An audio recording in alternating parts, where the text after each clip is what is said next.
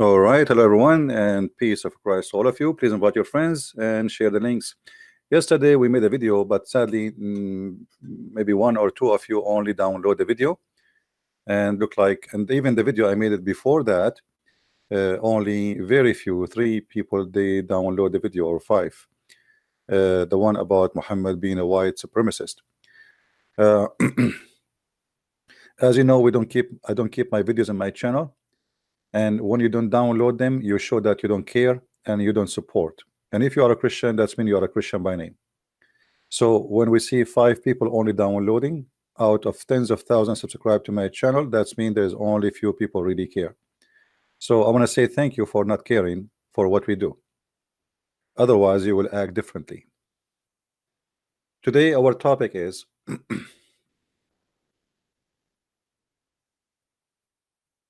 why Islamic countries, the top happy countries in the world, are Islamic. Now, for sure, this is absolutely fake news. I'm just being sarcastic.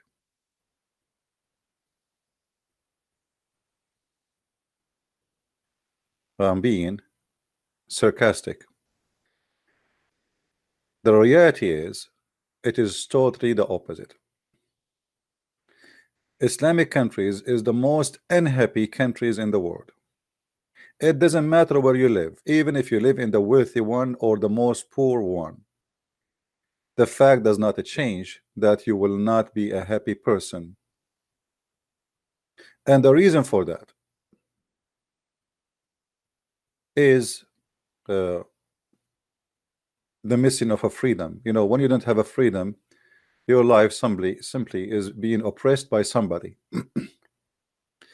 As an example, those girls who we see in the stage, if they dance in Saudi Arabia, they are going to be arrested and jail between 10 to 15 years just for being and doing what they are doing right now. That is Islam, my friend. In case you do not know, playing chess is haram, and you can go to jail between 3 to 4 years if they want to practice the law on you. In case you do not know, that playing music or listening to music or even playing a drum or anything, it is the way and the reason to go to hell. And today we are going to discuss this all together. But before we go there, yesterday we made a video. It's called Why 350 People Converted to Islam. Please go and watch it and download the video. The Muslims, after the tragic attack in New Zealand, they tried to take advantage of this tragedy to make it work for their propaganda. So they have even news agencies, TV stations, publishing a video saying that people, they converted to Islam after that day. But the reality is it's false, and they were posting a video from 2007 in Germany, which is says 5 German convert to Islam, but yet they claim that those people converted to Islam just yesterday in New Zealand. Let us watch a little bit of the video and then we continue. Now, went viral in social media in New Zealand. Okay, a true story, brother. I mean, even tragedy, they try to use it for their sake of the propaganda of Muhammad. People are leaving Islam left and right. And look, the 350, I mean, they don't say like 10, 20, I mean, 350. I mean, why you stop there? Make it 365. I mean, why 350? Why you made the 350 number? I mean, why you stuck with the 350? And they post all pictures of people we do not know who they are, and the news, and you know, they publish and they say, they send everywhere, brother,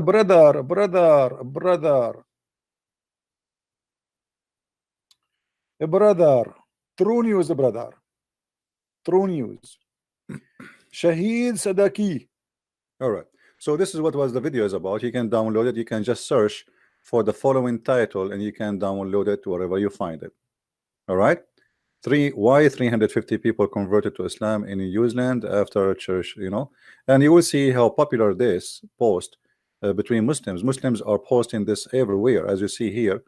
This is in the front news in Google. 50 Muslims killed in New Zealand, 350 accepted Islam. It's all over, and all those they claim themselves to do da'wah to Islam, to invite people to Islam channels. They are posting the same exactly videos, and all those pictures are old and they are false and they are fake news as usual. Now we go back to our topic. The top 10 country of happiness. First of all, I mean, you see in the picture here, this is National Geographic website. All right. What do you see in the picture? In Islam, this is haram, and you can be beaten to death for just doing this. You and your wife, or your whatever who she is, and in bicycle, and she is wearing a short. Actually, the woman, she will be raped guaranteed if she do that in Pakistan, or imagine in Afghanistan, or imagine she do that in Somalia, or imagine she do that in Saudi Arabia. So simple things you do in your life today in those Islamic countries, it can cause your death just wearing a short. And the funny, they say wearing a short is not right because that exposed the woman body, but they don't have a problem to have a boy, they call him Bacha Bazi, dancing for them, dressing as a girl, and after the party they have sex with the boy. But women having short is haram. Absolutely. It's a big sin, brother. So the top 10 happy countries according to this National Geographic. By the way, I don't believe in articles, just to be honest with you. I don't think people in as an example, the number 10 country, happy country, is Sweden. I mean, why? Is that sense because you have a lot of uh, I don't know what to say. I mean, in the last years, Sweden maybe was really the best country to live in before, but now because of the open policy for immigration and anyone can jump in the country, including people who they can be a rapist, how Sweden can be the most happy country, but it still look like it's holding itself to be one of the best. So it is number 10, and then Australia, and then New Zealand, and then Netherlands, and then Canada, and then Finland, and then Norway. Now I guarantee you that those numbers are not really accurate. As an example, I mean, why in the world somebody who live in Canada would be the most happy person, number 6? That's not really accurate. It can't be true. However, the point here that none of those countries, which is maybe to be considered the best, and you can have a different opinion about each one of them, is none of them is Islamic.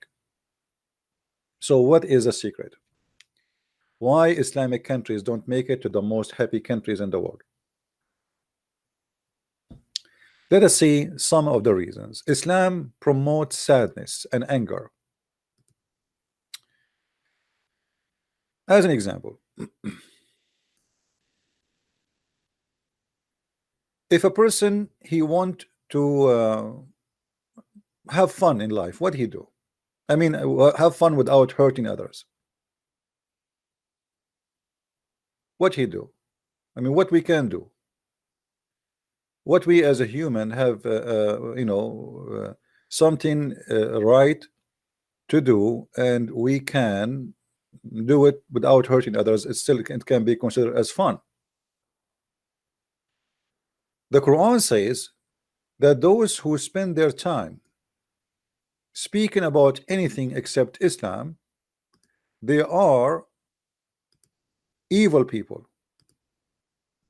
They are bad people, and Allah will send them to hell.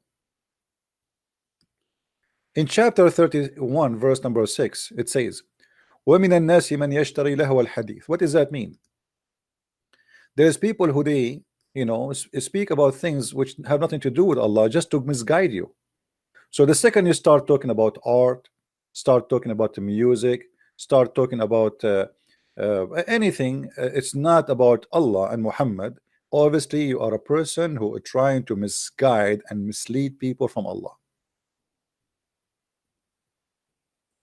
Now, somebody might say to me, "Well, what does have to do with what you are saying? This is a metaphorical, have different meaning, and have nothing to do with what you are saying."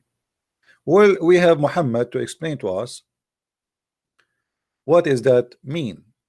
You know, uh, like what Muhammad said about the music, as an example. This is one of the examples how people they can mislead you.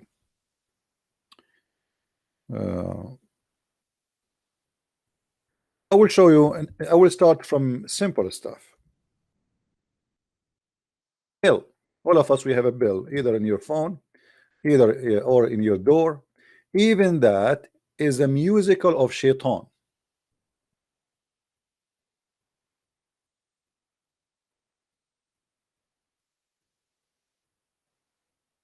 Even that is musical, or the instrument of the devil. So if you are a person who have a bill, just a bill in your house, you are having the instrument of Satan in your house. And here the list of sadness grow.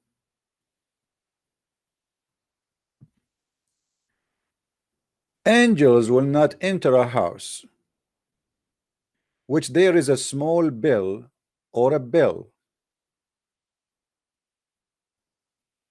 That's it. You are ugly, you are disgusting, and you are cut off the mercy of Allah. For what? Because you do have a bill in your house. Sorry, I know, I'm sorry for you. You have a bill, you are an ugly, evil person.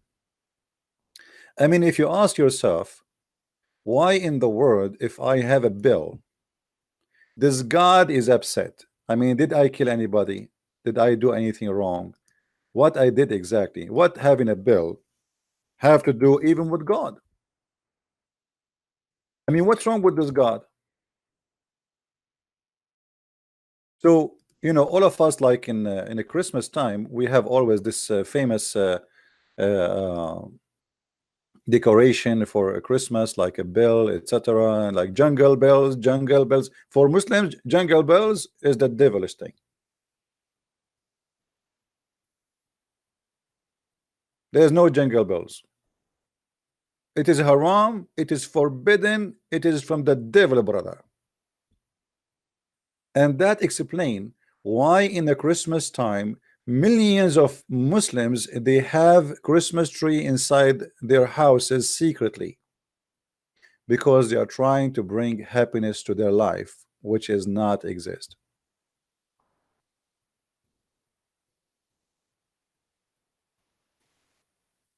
And I'm very thankful that Muslims don't have an equal person as Santa Claus, because Santa Claus in Christianity, Santa Claus, by the way, people they say he's a fake person. The fact is not, he's a real person.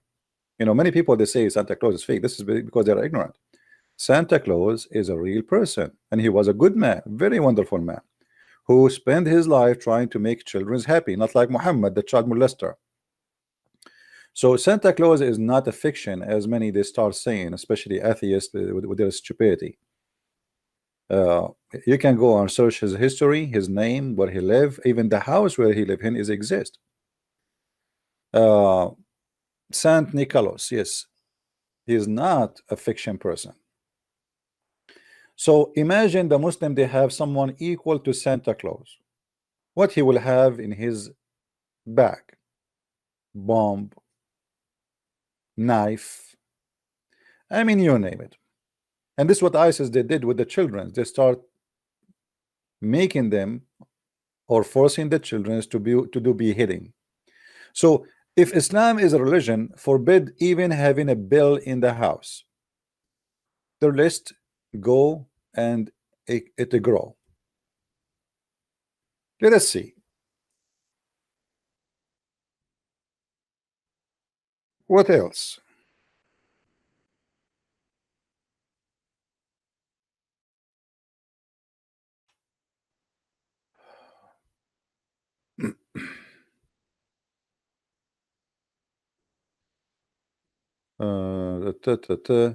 Here, by the way, here you see the hypocrite Muhammad.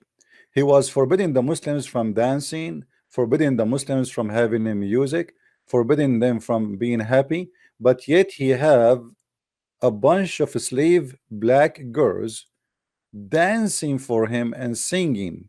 And uh, uh, when Abu Bakr he entered the house, he shouted at them and he said, "What? The devil instrument is in the house of the prophet?"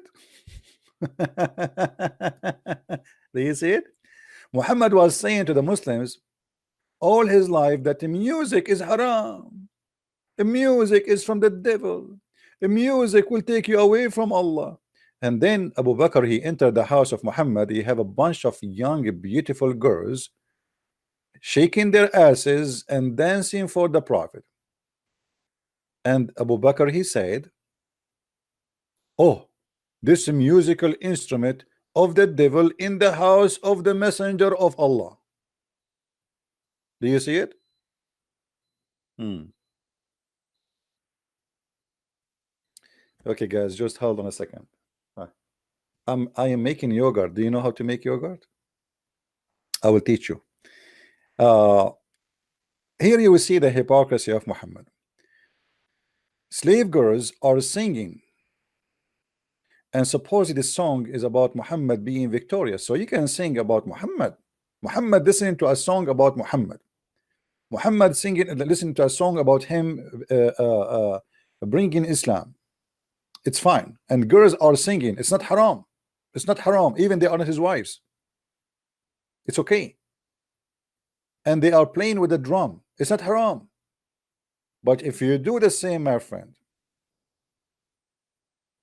you are in trouble. So now the Muslims, because of this, they say the only song is not haram is the song the Prophet was listening to, because the Prophet he listened to it.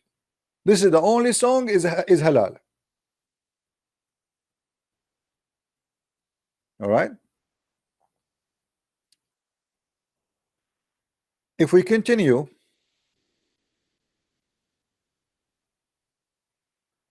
let us see.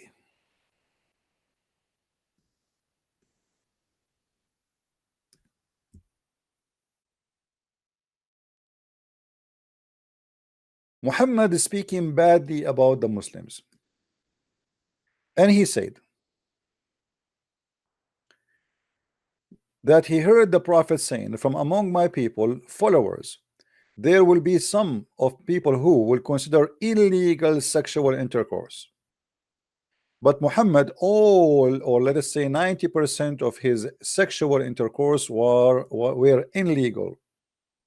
How many women he kidnapped, how many women he raped, how many women he took from their family. All of this is legal.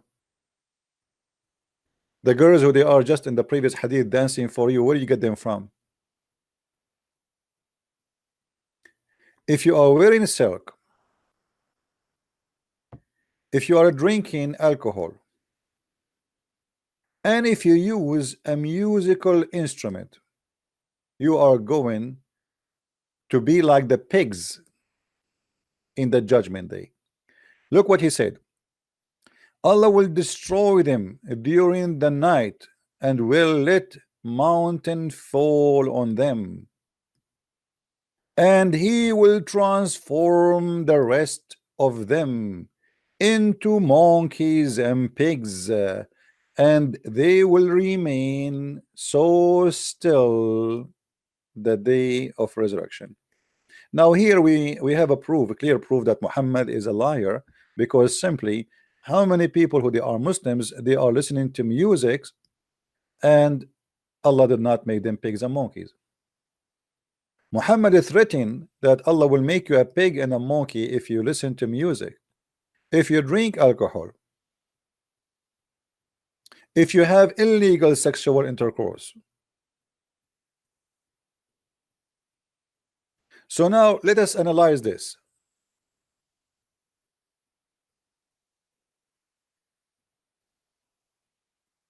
Illegal sexual intercourse is haram. But Muhammad, he allowed Muslim to have 1 day or 1 hour or 1 night stand or 3 night stand. If you remember, Muhammad, he said, and again, it is Muhammad who said, not me. Any man and women, they agree to have, and the Muslim here, they put between two bracket, temporarily marriage. The fact this is not a marriage and this is temporarily, yes. But to care to hide the shame of the prostitution of the Prophet of Allah. They claim that this is marriage. Since when a marriage can be temporarily? Since when marriage you hire a woman by paying her money to open her legs and you call that marriage, and then you say to her, I want you to open your legs for me, excuse my language, for the coming 3 hours or 3 days, and I will pay you $100 or $10. And if she agree, that according to Muhammad or the Muslims, they call it marriage. The fact in Arabic does not say anywhere the word marriage. It says any man, any male, any female, they agree to associate, to live together, to have boom boom together. أيما رجل وامرأة, as you see with me in the screen for those who speak Arabic. أيما رجل وامرأة توافقا فعشرة ما بينهما 3 ليال فإن أحبا أن يتزايدا أو يتتركا تتركا. Any male and female, they like to live together, which means have sex for 3 days. If they like to increase, they can increase. If they like to decrease and let it go, they can. So when Muhammad, he says, my people will make it legitimate to have sexual intercourse, he was talking about what? If you can even have a woman, all what you need to do is just do it according to Allah, by saying to her, hey, I want to F you, how much you want me to pay you? And the women, she say, okay, we have to do it halal way. Okay, I have to pay me $10. Okay, for how many hours? For 5 hours. Oh, don't you think $10 is so expensive for 5 hours? I don't care. This is business. Take it or leave it. This is halal. So when you hear Muhammad is speaking about illegal sexual intercourse, you die laughing and you think this guy is like the rest of the Prophet. He is against illegal sexual intercourse, when the guy, he promote everything to be illegal, to the point even we have Muslims, they say to us in heaven they will have sex with their mother. Do you remember? How many of you remember? I don't know how many of you actually download the videos, but I guess not many.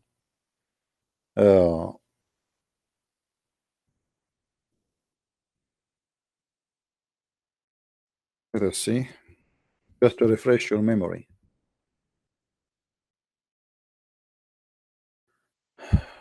Just refresh your memory.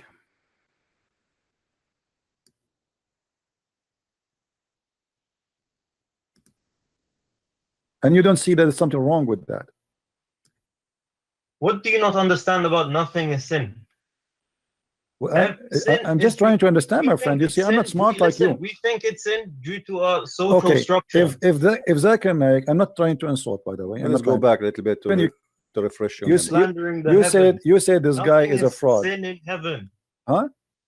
Nothing is sin in heaven. Thank you very much. That's what I'm saying. In the heaven, you can have sex with the goat. It's fine for you, right? Nothing sin. There's no sin. You can have sex with your mother. Okay. Yes. Well, okay. So you are proud about having sex with your mother. You and your father, you will have sex with the same woman, which is your mother. Anything is fine. Everything comes from God in heaven. No problem. So in the heaven of Allah, you will have a threesome, you and your father and your mother in the bed. Okay. And you don't see that there's something wrong with that. What do you not understand about nothing is sin? Well, I'm just trying to understand, my friend. You see, I'm not smart like you. We think it's sin due to our social structure. If that can make, I'm not trying to insult, by the way. I'm not trying. So anyway, why you don't understand there's nothing is sin in heaven. So look at what Muhammad did. Muhammad, he made the Muslims very stressed and he manipulated their mind, saying to them, in the heaven of Allah, you can F your mother, you can F your sister, you can F your grandmother, even you can F Muhammad himself. And actually later we will speak about, and he said, yes, so what? Actually, I asked him, what if Muhammad Ali Clay, he wanna have sex with you? The guy, he said, and you can hear it, he says yes, like he was excited. So uh, what Muhammad did, he corrupt the mind of the human being who supposedly a believer in him. In the same time, he oppressed the person who don't believe in him, but yet he is born in a Muslim family. So now if you are born in a Muslim family, you have no choice to say, I don't accept this. Because who are you? You are just a Muslim and you have to obey. Your opinion is who nobody care for it. You're no one. You're nothing. You are just a Abdul. And as long you are Abdul, you just obey. So Muhammad here by saying that the one who have sexual intercourse illegally, which means you have to pay a woman, hire her, that will make her legal.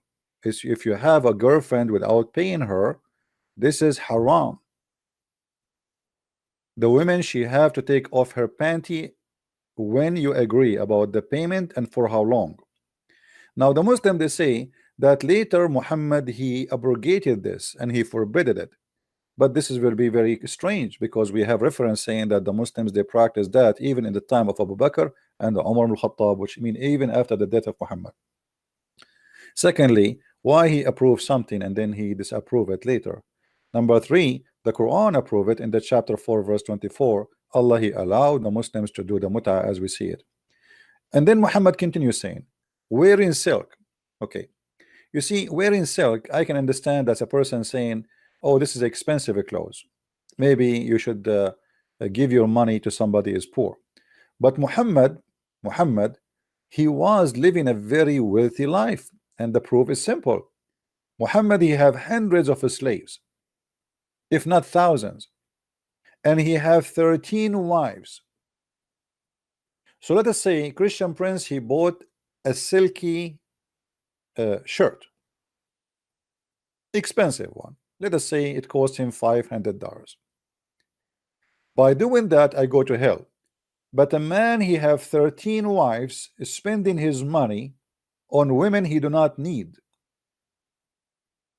holding women in his house as if they are goats, and yet they claim that he was poor. And every woman, she have her servant slaves, they have guards. When you go to the house of the prophet, you have to ask for permission from who? From the guards, the black slaves standing in front of the door. Then Muhammad, he go farther and he says, and drinking alcoholic drink. But Muhammad himself, he used to be drunk at least 3 to 4 days a week. So what happened? Not only Muhammad, all the Muslims, they used to be drunk all day long, to the point Muslims, they go to pray and they are totally drunk. To the point Muhammad, he had to make a verse claiming that Allah, he said this verse, asking the Muslims not to come to pray when they are drunk. Chapter 4 verse number 43. Oh, you believe, don't come to pray when you are drunken.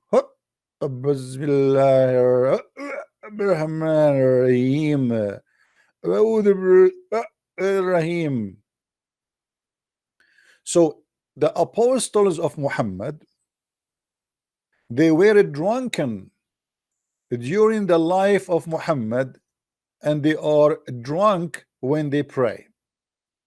And the reason Muhammad, he made this verse, because people, they start laughing to death at the believers who they are standing behind the prophet, and they are falling apart because all of them, they are drunk.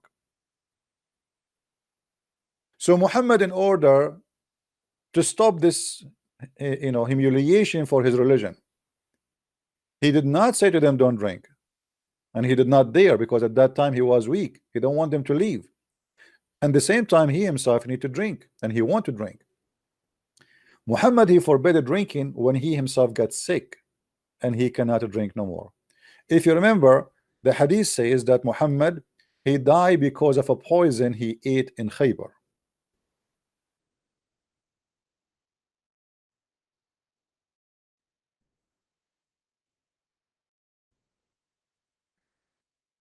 And since then, Muhammad, anything he swallow, he vomit, and he cannot drink wine. It's very harsh in his stomach.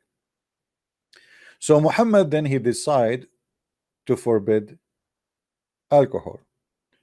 The other Muslim they might try to say, "Oh, this is no, it happened before." I don't think so. Muhammad was a drunk person, and the Muslims are drunk people during his lifetime. And actually, there's many hadith speaking about Muhammad. Even he was teaching the Muslims how to make wine. And you see here the Muslims they try to hide uh, what they are drinking here. It says kana yumbadhu nabidh. Nabidh is a wine. You see it? Ibn Abbas narrated raisins used to be soaked for the messenger.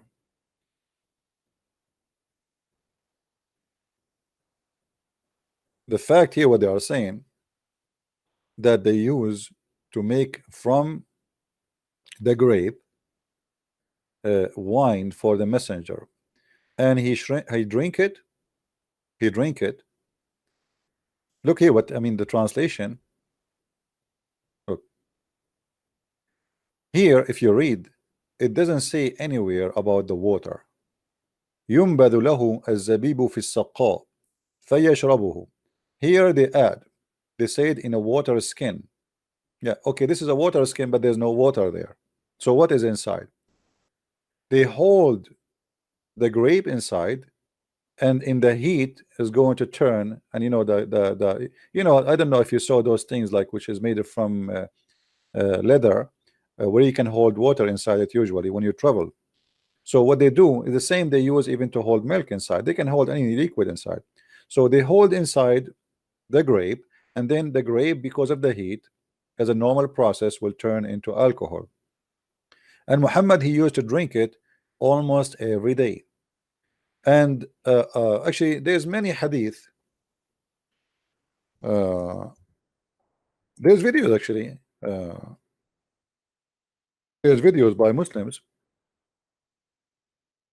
I can search for it in YouTube, but it's in Arabic, where the Muslim scholars agree that the Prophet used to drink.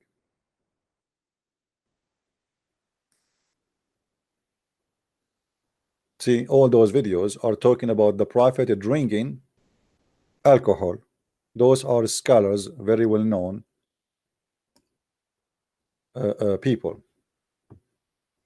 And not only he used to drink wine, actually, the Prophet he used even to do ablution with wine.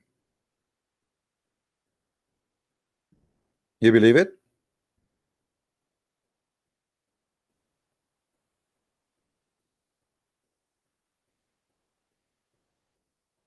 Uh, let me see if I can find some hadith.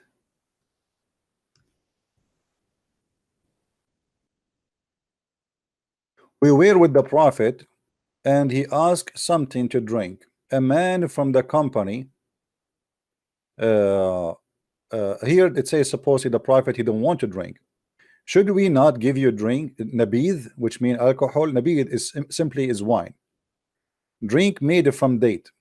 To drink, this is between two brackets. The fact nabidh is maybe is made from date, maybe is made from a grape. It doesn't matter. At the end of the day, it's wine. Shouldn't we give you nabidh? He replied, yes. The man went quickly and brought a cup of nabidh. The messenger of Allah said, and peace be upon him, he said, why didn't you cover it up, even by putting a piece of wood on it? Muhammad was teaching the man how to make it. Uh, let us see. Different hadith. Hmm.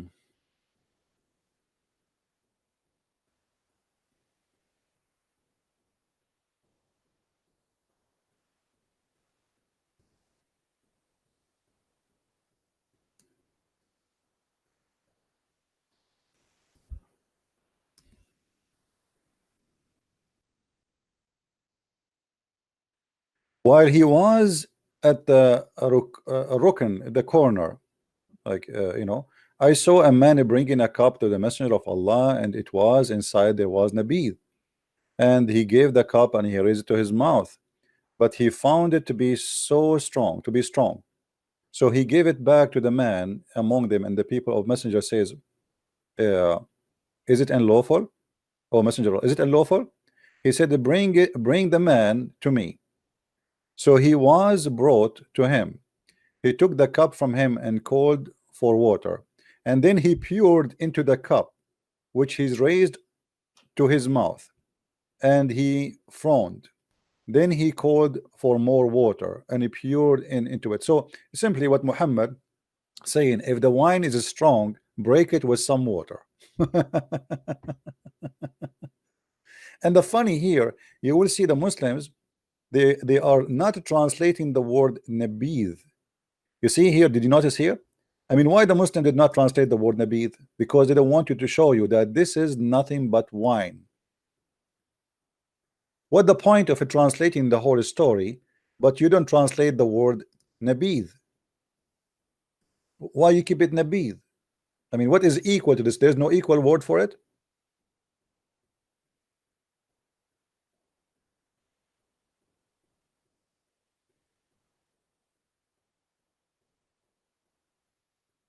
Uh,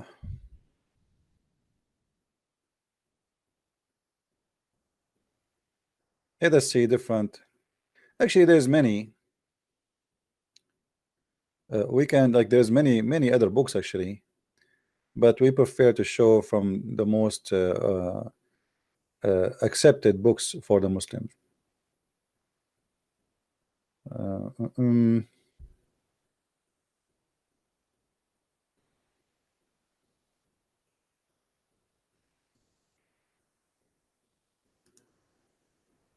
Let us see this one.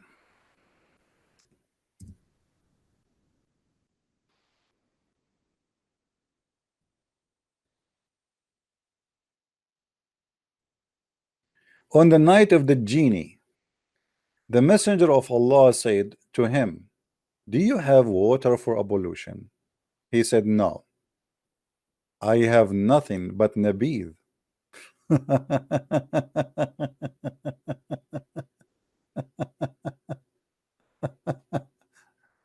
Ah, oh boy.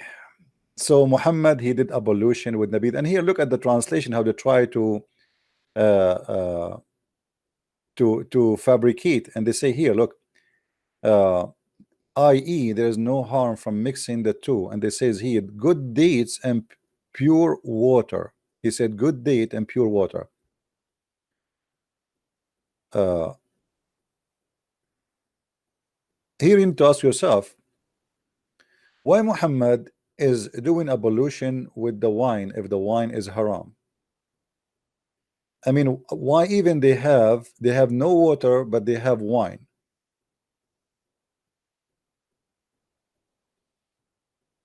Oh, we can find tons of other stories, and actually I wish I can play for you uh, the video where Muslims speak about the Prophet, because whatever I say, the Muslim, they will say this guy is lying. Uh,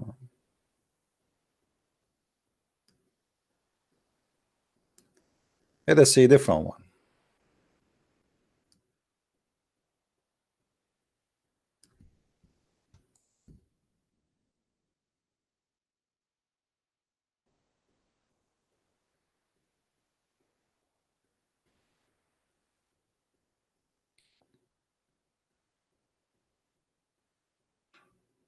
Hmm. Okay, look like this one is not in this website. Let us see.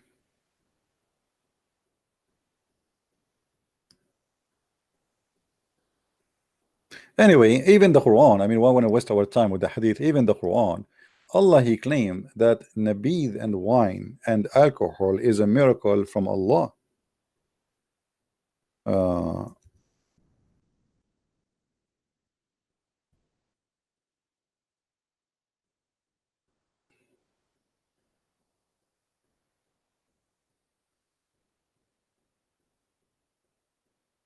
Here you see the Muslims, they don't really say clearly what this drink is, but the fact it is nabid.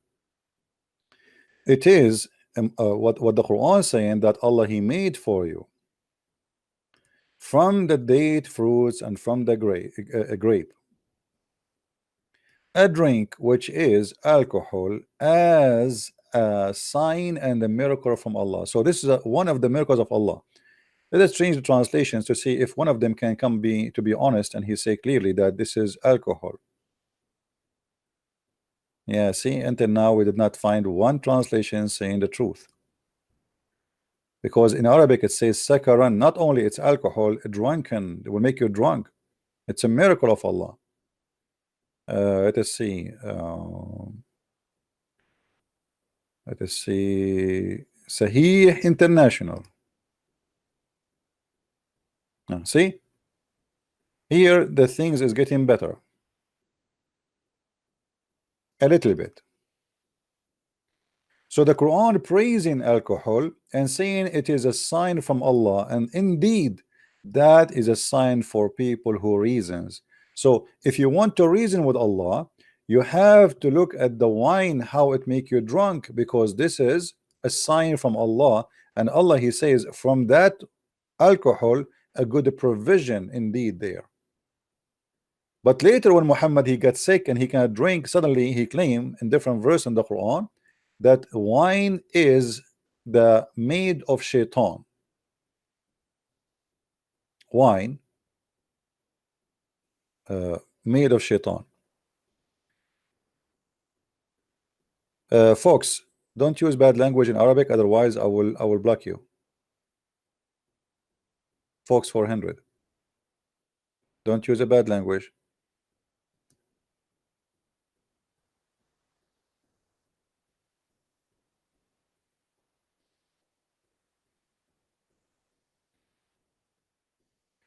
Anyone will use a bad language in the chat, I don't care who you are. You are a Muslim, you are a Christian, you are a Hindu, you are a Buddha, I will ban you. So this time we give you time out, next time we'll ban you. You can speak your mind, but don't use bad language. Not even against Muhammad. Don't say the F word, don't say anything like that, because that will not make a point. Here we are here to teach, not to call names. So now we go back. What is else can make us happy? You cannot have alcohol, you cannot have a music, and if you do that, Allah will make you a pig and a monkey, as Muhammad he said in the judgment day. Actually, not in the judgment day, right away. In the night, you drink it, and the night Allah will come to you and He will let the mountain fall on you, and He will make you a pig and a monkey. Allah will destroy them during the night. So if you play with some music at night, Allah will come and He will destroy you during the night. So now I cannot play music, I cannot have party, I cannot sing. What I can do? Maybe I can play chess. Finally we found something. It is not haram. What about playing chess? Is playing chess is haram in Islam? The answer, yes. Even chess is haram.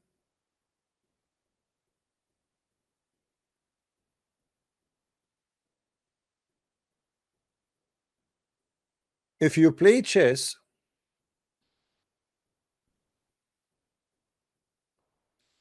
you are committing a big sin, and Allah will punish you badly.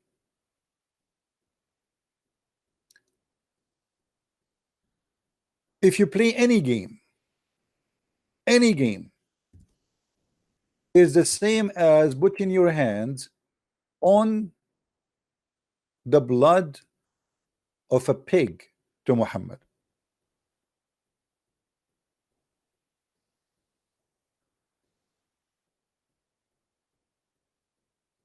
Do you see it?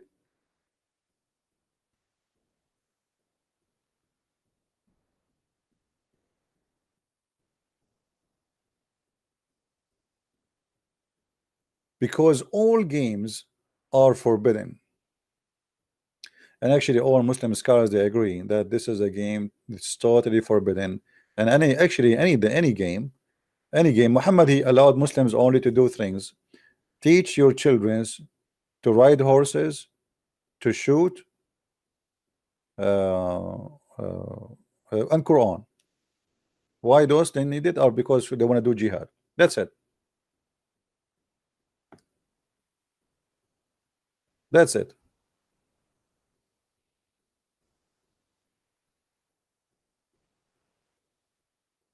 So what we have left in our life to be happy? If you live in Saudi Arabia and you go out in the street where everything is haram, forbidden. I cannot buy a guitar to play a guitar when I'm home. I cannot play music when I am home. I cannot play a game when I am home. So what I do during my lifetime? Muhammad, he wanted to be sure that you as a Muslim, you will be only subdued to him, and the excuse is Allah. But we showed you how Muhammad, he have slaves, girls dancing for him, and they are having party at the house. And Abu Bakr, he said, the instrument of shaitan in the house of the Prophet. Even having a bell is haram. What about even having a picture? What about if you want to be an artist?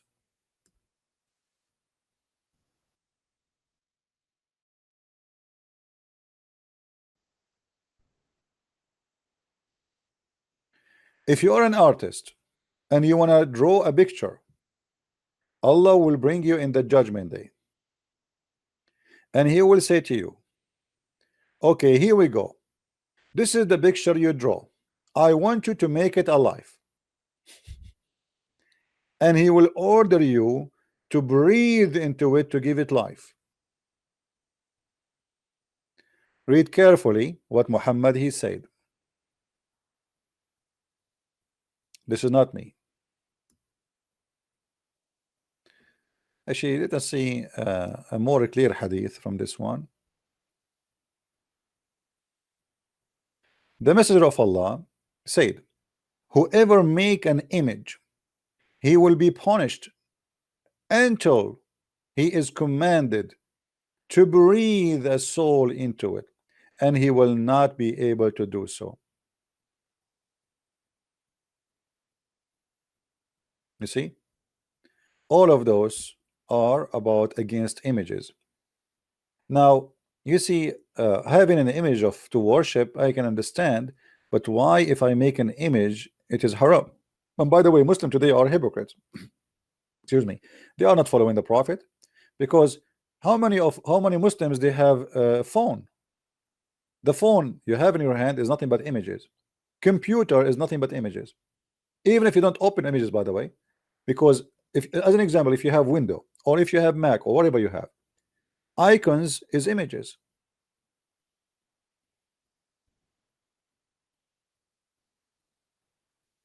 Icon is an image.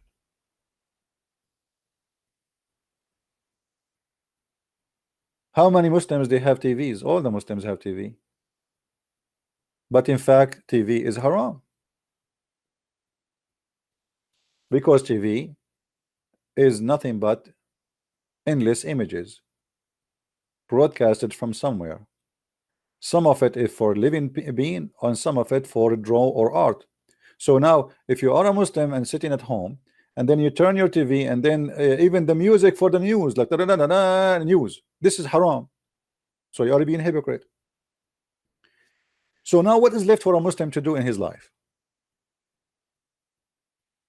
Music is haram, bill is haram, a drawing is haram, singing is haram, chess is haram. So what we will do?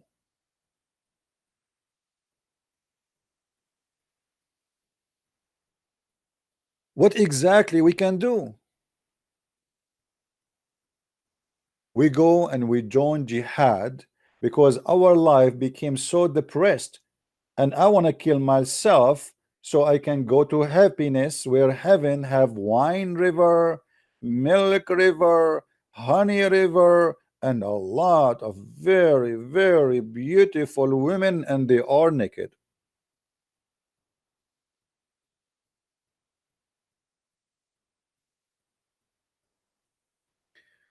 We have a person, his name is Ison. He said, after listening to you for 5 months, I accept Jesus. Glory to the Lord, my friend. I don't know why Google restricted your message. This guy, he just said, I accepted Jesus, and Google restricted his message. You see, Ison 1. He said, after listening to you for 5 months, and now the message is retracted. I know why is that. That's funny. All right. Well, we are good for you, my friend, and we are happy for you that you accepted the Messiah, and we pray that the Lord will open your eyes for better and for the best for you and your family and people around you. Uh, if you look at this, you will see that Muhammad is trying to bring nothing but depression in the life of Muslims. So that their life became in what now? Focus in what? Even poetry, by the way, is haram. Poetry is haram.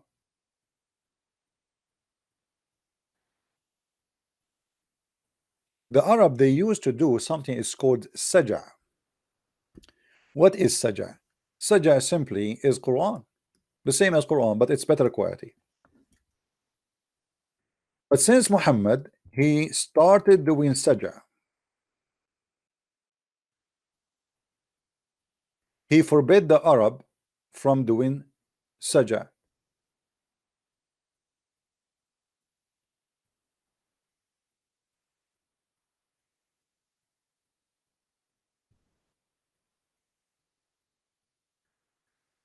You see here, by the way, the Muslims, they give a false translation for their hadith. This guy, he's saying, this guy, he is from Ikhwanul Innama hada min Ikhwanul Kuhan. Muhammad, he acknowledged that there is people who they call them the monks, who they speak in saja. In English here, they give it definition this word.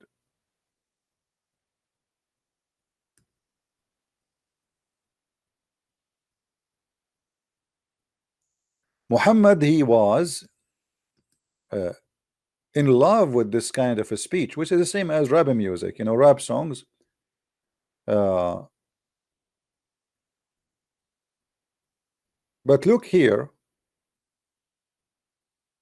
what this hadith is saying. The Muslim, they say to us that nobody spoke Quran like Muhammad. But look what the Muslim says, and what people they say about Muhammad. Thereupon Allah Messenger said, he was talking saja phrases like the saja of the desert Arab. This is exactly the Quran, but it's a bad version of it, very bad quality.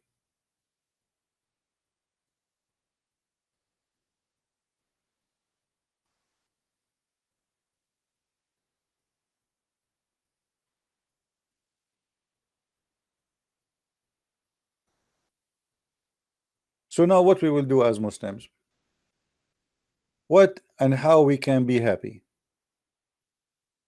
The 10 happy countries in the world, none of them is Islamic. And actually, those countries, the good news is, the more number of Islamic people will be there, those countries will lose happiness. Attack in a Christmas market, attack in etc., attack in a, you just name it. Just wait for what's coming. Already, it's happening for the last 20 years. And we pray that people who they are happy, they will stay happy. It doesn't matter which country they are from, which ethnic, what color. But this is not the point. The point is, Islam is meant to oppress a human being. So he go mad and he start doing what is wrong. Do you ask yourself why somebody want to drive a truck full of TNT or S4, C4, and he wanna explode himself? What is the purpose of that? I mean, why you do that? Because Muhammad, he made the Muslims hate their life because there's nothing left. What he can do? Everything is forbidden. Music is forbidden. Games is forbidden. Chess is forbidden. Singing is forbidden. Playing anything is forbidden. By the way, football is forbidden in Islam. You see, in Saudi Arabia now they are doing football. This is haram. This is not Islamic.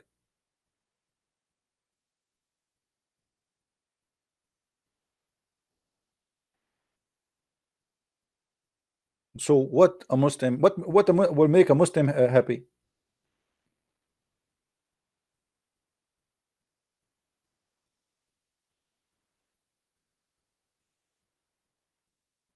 Nothing. So your life became in what? Eating and having sex with your wife or sex slave. That's it. That's your life. You can do nothing. You know, there's an Arabian series to make fun of how we Arab live in the Middle East. There's a guy. He went with his family to picnic. You know, picnic. Like, let's have fun. It's not haram in Islam to have picnic with your family. You can, but it's haram that people they can see your women. So what we would do? He took them to picnic, and let me draw this for you so you can understand what I'm saying. I have to use now my specific skills of art, as you know. So imagine you go with your wife. Here we have a river.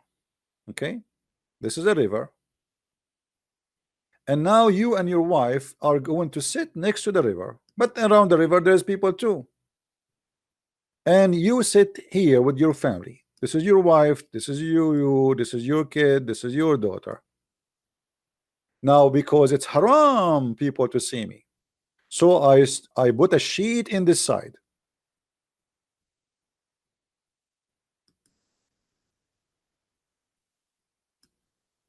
And then there's people, they stop here. Oh, they can see us. So we put a sheet in this side. When I say sheet, I'm saying like a curtain, you know, like a curtain. And then there's, oh, a guy and his family, they sit here, they can see us. So I put a curtain in this side. And then there's guy, he is from the other side of the river with his family, they are sitting here. So I put a curtain in this side. So why I'm going to picnic?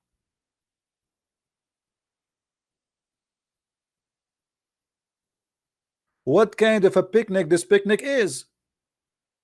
I have 4 curtains around my spot. I see nothing because it's haram.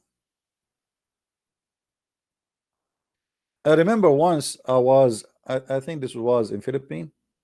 I was in the beach. When I swim, I take a spot where there's nobody really. I stay away from people. So I was like in a spot which is almost empty. And then suddenly Abdul and his wife, she is wearing jalabiya, you know, like, you know, the clothes which is wide. And they jump in the water and they were walking and he got close to me. And then he says to me, keep a distance, keep a distance. I said, hey, Abdul, I am here before you. If you want to stay alone, why you came here? I'm here before you. You keep a distance. You go. I mean, look how rude. He came to my spot and now he's asking me to keep a distance. I said, no, you keep a distance. I am here before you. Don't you see me? I'm here. If you don't like anyone to see you with your wife, go and go to a different place. Go to an island. There's nobody in it. He screamed at his wife. The coward did not even dare to answer me. He screamed at his wife. He said, get out, get out. And he came out with his wife. And you should see his wife. Her body is all the details is showing because she is not wearing anything underneath. And when you wear wide clothes and it is thin, you know what will happen when you get out of the water, right?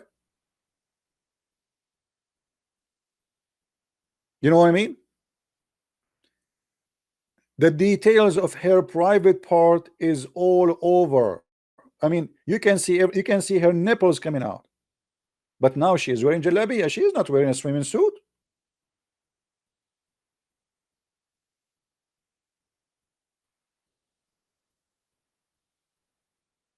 So what we can do in our life if we are a Muslim to be happy?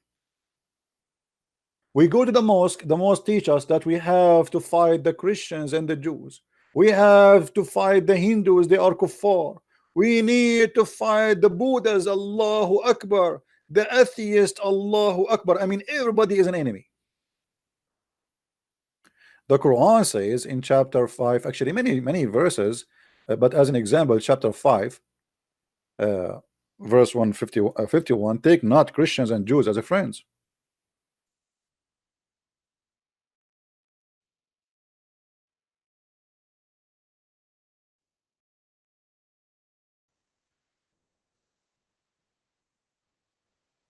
And not only the Jews, by the not only the Christian, Allah He said in chapter 5 verse 14 that Allah will spread hatred between them, because usually I mention this only because I am a Christian, but Allah He mentioned that to the Jews, that Allah will spread hatred between the Jews in chapter 5 verse number 64.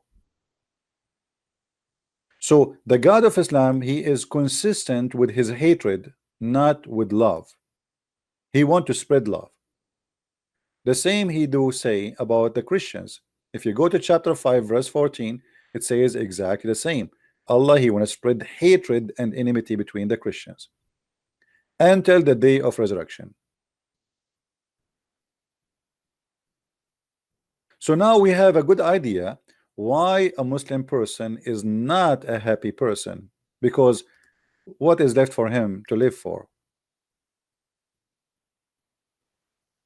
What is left? This is about the Jews.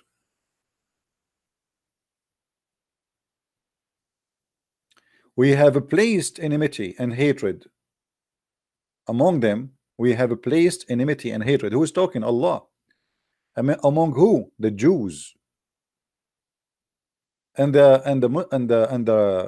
American, they are wondering, this Somalian women who became a Congress women because of the stupid Democratic Party in USA, as usual, the left. Why she is anti-Jews? You don't know why? I mean, they're having discussion in the Congress. She said, but the fact, it's not her who said, it is Muhammad, he said.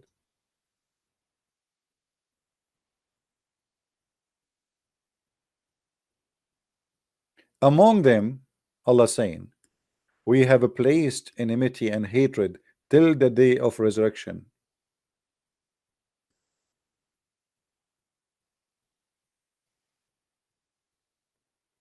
And Muhammad, he said the same about the Christians. Allah, He will spread hatred and enmity between the Christians until the judgment day.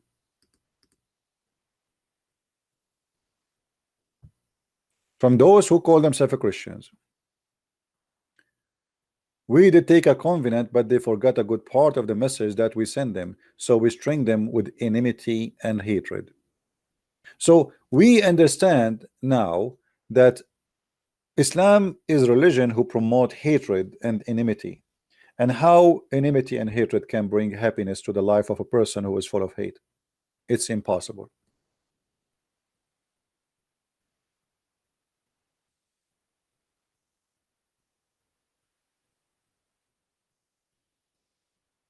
Do we agree? A person who live by hate and for hate, he is the first unhappy person. Yes, you can harm others. Yes, you can kill others and you make them unhappy too. But at the end of the day, you are the first one who suffer from your hatred. You have no good in your life. You go to the mosque, you find people coming from the mosque, their faces as if they are just coming out of the grave. Why? Because the speech was teaching nothing but hate. The Christians, Allahu Akbar, they are insulting the Prophet. How dare to insult the Prophet?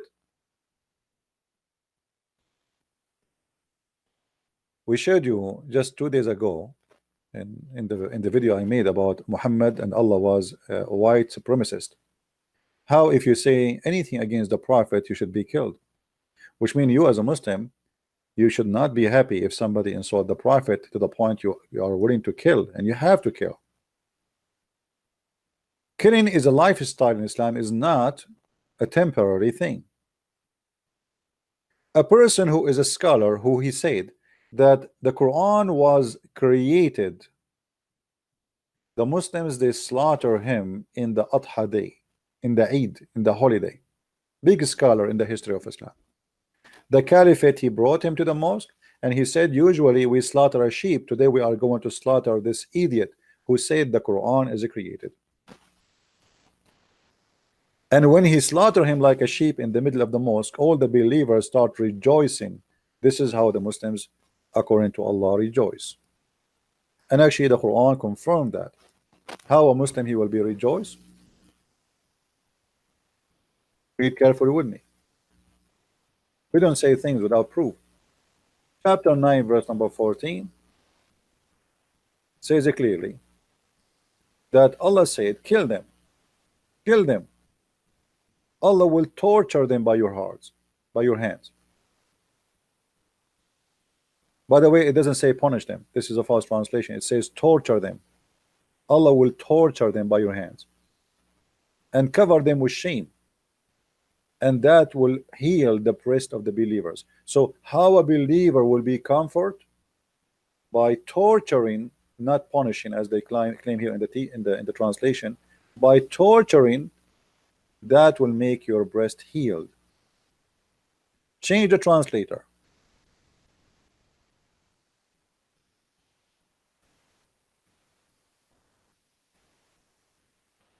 Still they are saying punishing. It's not true. It doesn't say punish. It says torture. See here the translation change. And then in the verse after it, the Quran confirm it again. He says Allah will remove the rag within your heart. Allah will remove what? The anger. By what? By killing a human being. The only way in Islam to be anger free is to slaughter somebody, and that will make you happy.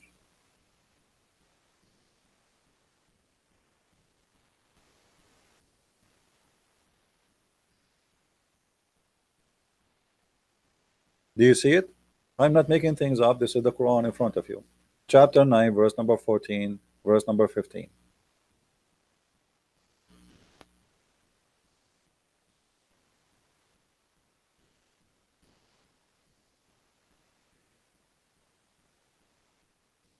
So if you now understand, or you have an idea why a Muslim person is always an angry person, you have to know that Islam brings nothing but anger.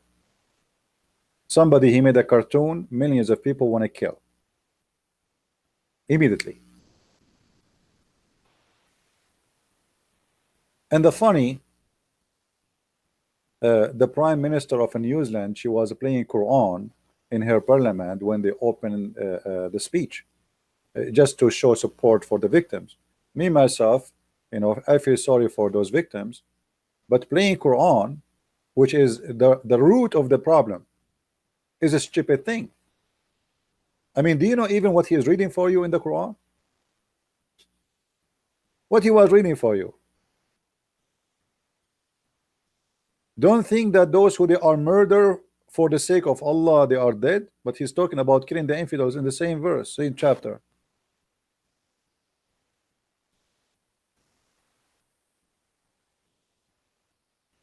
Western people are ignorant, generally speaking, when it's come to the cult of Islam. It's good to be terrorists, but it's not right to be stupid. Imagine you bring somebody to recite Quran for you because you want to show him that you love him. But in the Quran, he's reciting, he says, I hate you, I want to kill you. I mean, how silly, how stupid that is.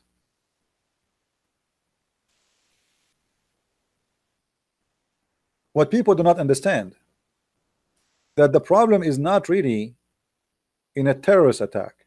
The problem is how and why people become into terrorism. Fight the Christians and the Jews and kill them. Chapter 9, verse number 29. Unless they convert to Islam or they pay you jizya, money to live. Pay or die.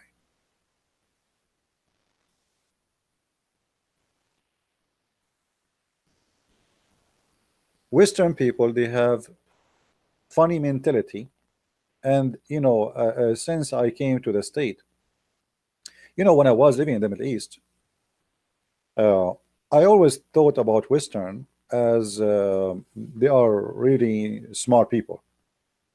I mean, come on, look at America, look at England, look at France. I mean, look at the civilization they have. I mean, there's no way those people aren't smart. And then when I moved to the West, I noticed that Western people are totally ignorant. Yes, maybe they have a good working system.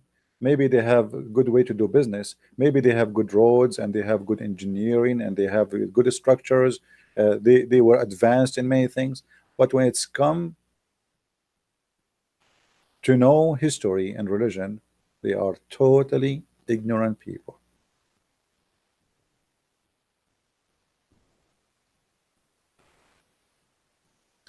I remember once a Western guy, he sat next to me. I was drinking coffee in a coffee shop, and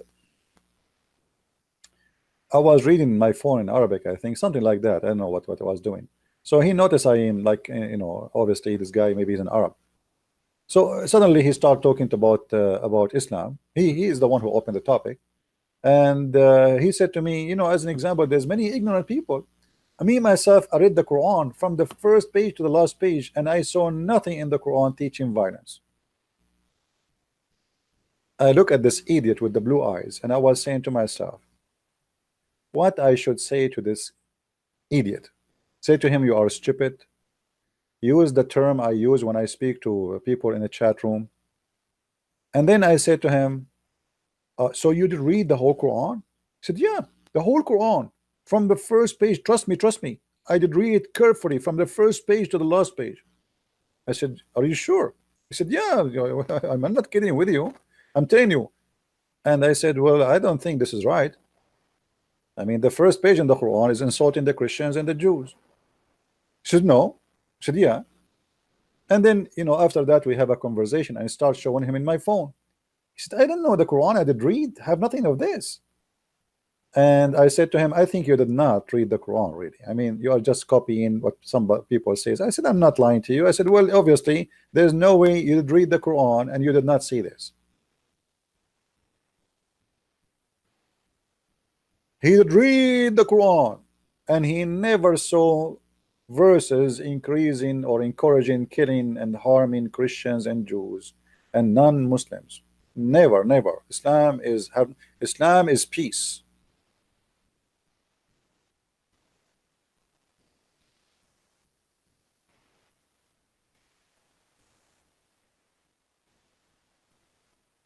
Right?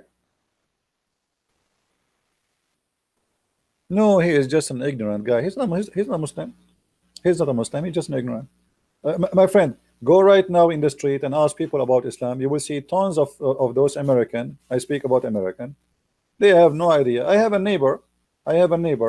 You know, we took his truck to go to Home Depot to get some stuff, and then suddenly they were saying something in the news about, you know, and then he said, he said to me, they were talking about Osama bin Laden at that time, and then I said, well, he's a Muslim.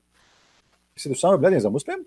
Imagine, after 10 years of 9/11, my neighbor, he did not know that Osama bin Laden is a Muslim. Welcome to America.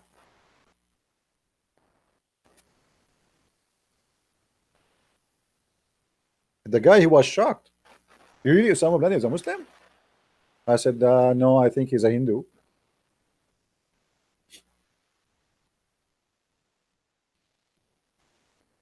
This is America, my friend.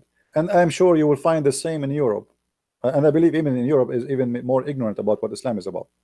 The second you start speaking against Islam, they start right away, they say to you, Islamophobia, is, you know, all this garbage. Islamophobia is a term to silence the one who speaks the truth. The fact, the one who have a phobia is Islam. Why we don't speak about Hindus? You know, Hindus are not, I don't agree with the Hindus. I'm a Christian. Why the problem is Islam? Because if you go on right now and count the last 30 days terrorist attacks, you will find that all is involved Islam. Like after a year or two, finally there's a guy who is doing a terrorist attack. He is not a Muslim. But out of thousands and thousands of attacks, all done by Islamic believers, nobody count them, to the point nobody condemn terrorist attack no more, because simply it's normal to hear that a Muslim attack somewhere. It's like a daily news.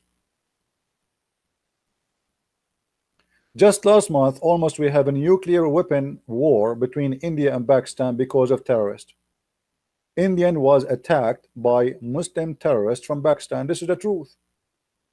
I mean, why nobody want to see the truth?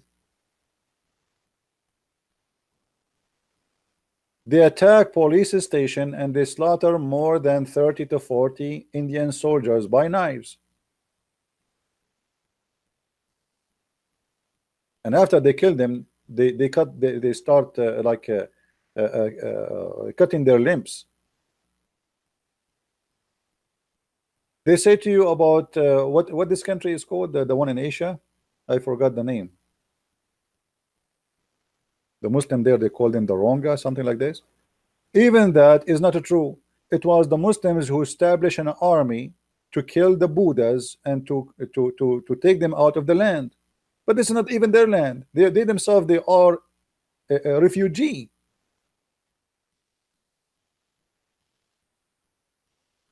In Burma, yeah. And I remember I made a video, if you remember, the Muslims, they publish a picture about a woman. She is dead and she have a child in her chest. Anyone remember the video I made it? Allahu Akbar, the Buddha's people, they are killing Muslim women, Allahu Akbar. And later we found that this picture is taken from an Indian movie. Yeah, many more. Yeah, Myanmar. Yeah, not Burma. I think it's a name, right? It's the same. Myanmar is Burma is the same. It's like different new name. Maybe it's the same, I think. So anyway, and exactly the same happened yesterday. Yesterday, the Muslims, they published this videos in their in their news TV that 350 people converted to Islam after the attack in New Zealand. And then we find that this video was taken from an old video 2007 from Germany, and the title of the video saying that 5 people converted to Islam. 5 people converted to Islam. You know, it's all over Islamic news. If you search right now, let me do it in the front of you. 350 people converted to Islam in New Zealand. I will click search Google. Oh, now my video is appearing. Let us see. Yeah, this is the video in the Urdu language, I think. Yesterday it was top news where 350 people converted to Islam.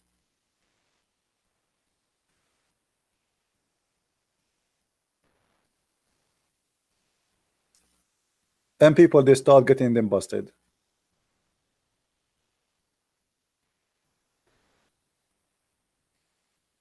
"50 Muslims were killed on Friday in New Zealand, and the 350 people converted to Islam, Kashmir." You click in the link, the page is not found. They took it off because we got them busted.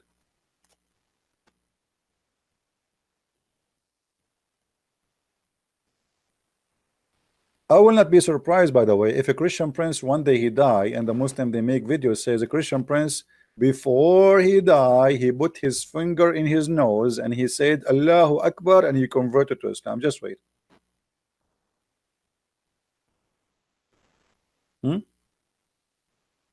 It's happening. You die, they say this guy, after you die, they say he converted to Islam. I mean, I never saw a cult full of lies as much as this cult.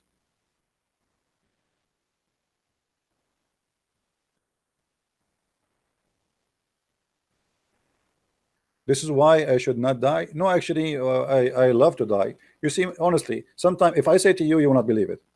I made a prayer to the Lord saying to him, please, Lord, make my life short. And maybe for you, you might maybe not understand why someone like me saying, please Lord, make my life short. You see, when you are an idiot, you can live, you don't care. I mean, what's happening around you. You know what I mean? When you are a person who can turn your brain off and you don't think about except like food, watching a movie, I mean, normal stuff. Your life is more relaxed. Uh, for me, the world is disgusting. I don't think really. I don't see good around me. So why I want to stay and I want to live long? But for sure, I'm not going to do what the Muslim do, commit suicide or But for me, I pray and I pray in front of you to the Lord to make my life shorter. Because what the point of this earth? I did my part. I spent years and years teaching. People who want to listen, they can listen. But if you look around you, I mean, this earth is disgusting. What is right is wrong, and what's wrong is right.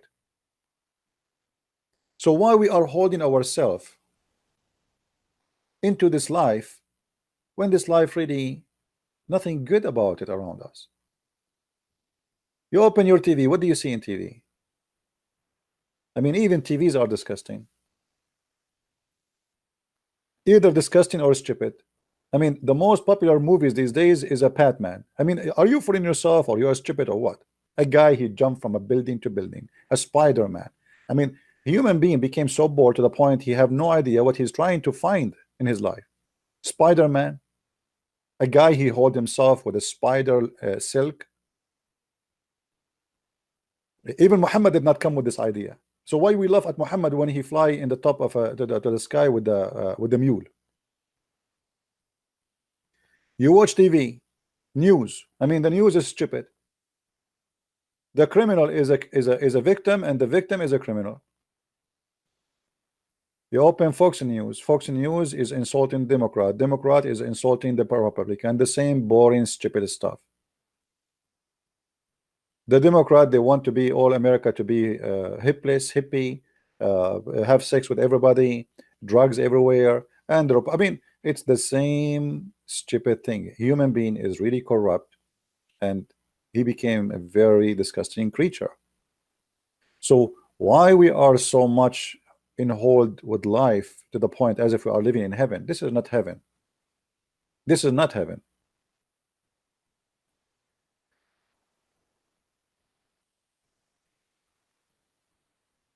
This is why maybe some of you might find it strange that I pray to the Lord in front of you to make my life short. I don't care really if I die immediately right now.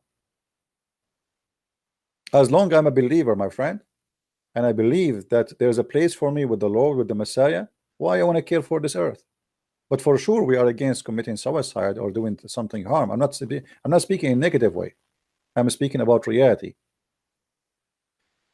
A person who don't care for what's happening around him, he will have he will be relaxed. For me, I go to bed to sleep, my brain is functioning, is running. I try to turn it off, I cannot control it.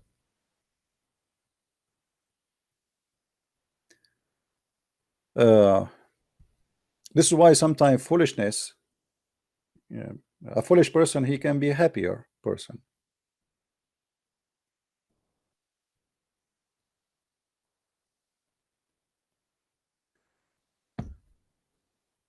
Good to be foolish sometime, isn't it?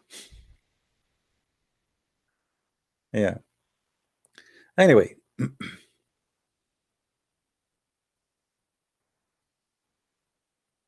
yeah, people who get hurt most is people who care most. That's absolutely true. Because if you don't care, I mean, whatever happened to your neighbor next door, who care, right? So you still enjoy what you do. But at the end of the day, if you are a person of a quality, you cannot lower your quality. This is how you are. This is how you are made. We should care for everybody. I care for Muslims too. I wish all Muslims to live in peace and to have nice life. Why not? They are human like us. Because at the end of the day, love and peace will return to all of us. You see, if Muslims, they learn the value of peace and love, then they will not think of harming someone as a Muslim. So the benefit is for all mankind. It's not only for the Muslim.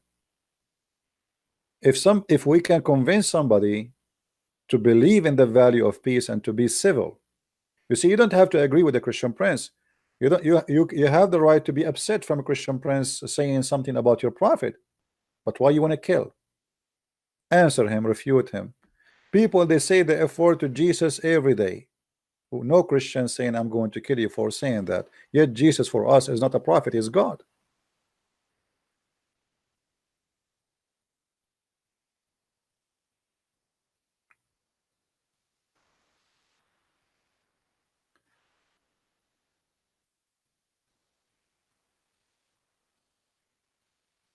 You look at the comment, you see how funny the comment of people. They say, so someone says Jesus is a Muslim, why? He was a child molester. If Jesus was a Muslim, why he did not slaughter people? Why he did not have sex with a child? Why he did not say beat your wife? Why he said the man, he have to give himself to his wife the same as Christ he gave himself to the church? So when somebody says Jesus was a Muslim, that is an insult to yourself first, for you are being stupid.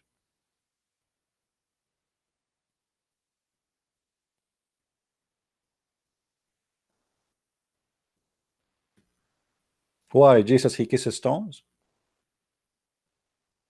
Jesus he order theft and rape? Jesus he allowed us to lie? Isn't it Jesus who said either you say nay nay or yea yea, which mean even oath is not allowed? Jesus the one who said love your enemy. How Jesus can be Muslim? Muhammad he says kill anyone, kill the one who insult the prophet.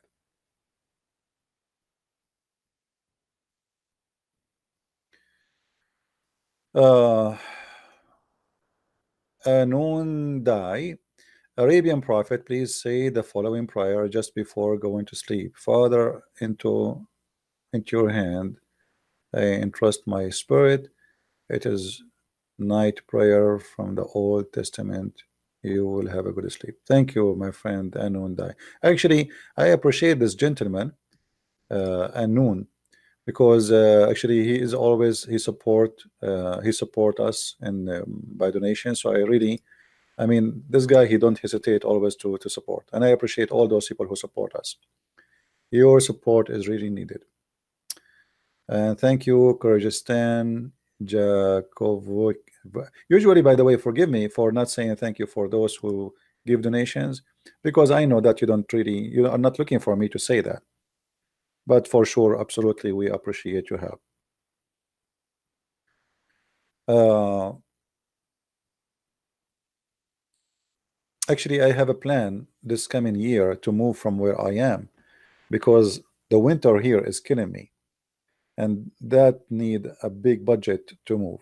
So I pray that the Lord will provide, and I will be able to go out of here. Last this winter we witnessed -36, and you know, staying inside indoors for 6 months is really horrible. It's not healthy, it's not good, especially for someone like me. I mean, I don't go out. You know, maybe people like you who go and have normal life. My life is between my books, my videos, etc. So sitting behind the computer, and then you stay 6 months, you don't see even the sun. It's not really good. So I pray that the Lord will provide, and I will be able to move out where I am now, to a place where it's warmer, where I can see the sun at least. I mean, at least see the sun every day. I mean, that's that's not much, right? Come to Sweden.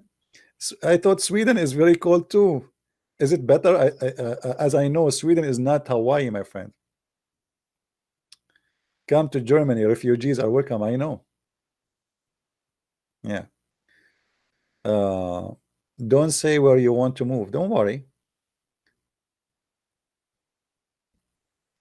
Yeah, if I go to Indonesia, I think I will be arrested after the first 2 seconds I land in the airport. Especially Indonesian newspapers start talking about me now, and my name became very, very much popular in that country.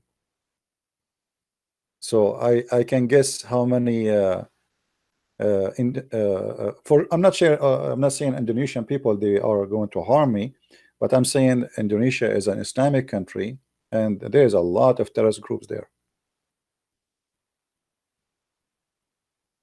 Yeah. I love Serbia. I love the Serbian people. You see, I always respect those people. Serbian people are one of the best ever. You can, you know, for sure, like everywhere, there's bad and good. But Serbian people are wonderful people. And look what happened to them. Look what the West did to the Serbian. The West took the side of Al Qaeda, fought side by side with the terrorist against the Serbian, and they took Kosovo, the heart of Serbia, from the Serbian. And I pray that time will come and the Serbian people will take their land back, because you see, people are ignorant about history and people don't want to tell you the truth. The first king of the Serbian, he was from Kosovo. This is what Kosovo is for the Serbian. This is not a town. This is not those the Muslims. They are the one who occupy Kosovo. This is not their land. If you don't believe me, go and read history.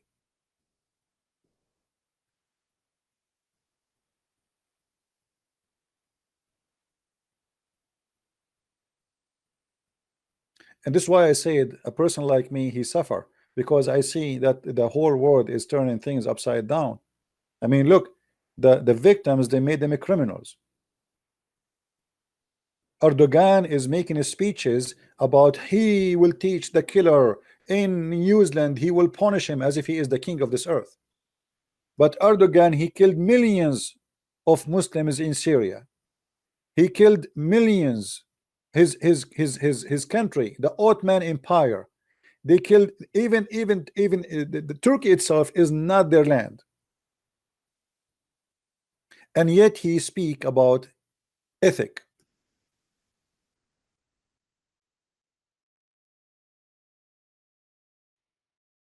Criminals are the most people who speak about ethic, but they don't have it.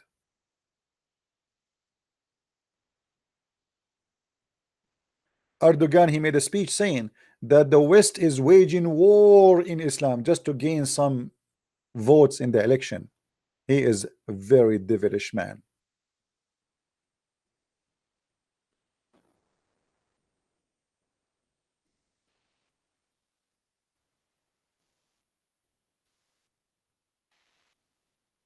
So they kill you and then they go in your funeral and they claim that they are the victim. Syria is burned. The whole country is burned because of this filthy man Erdogan. And until now, he is protecting Al Qaeda in the north of Syria.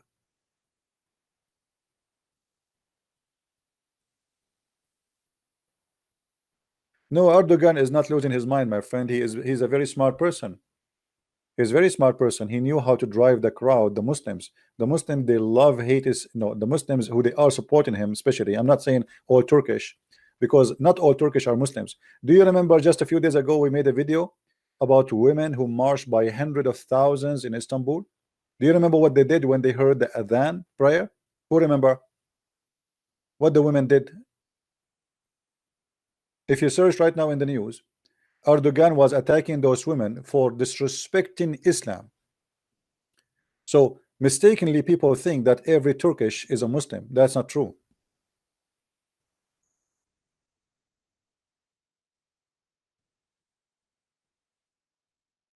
Let me find the video.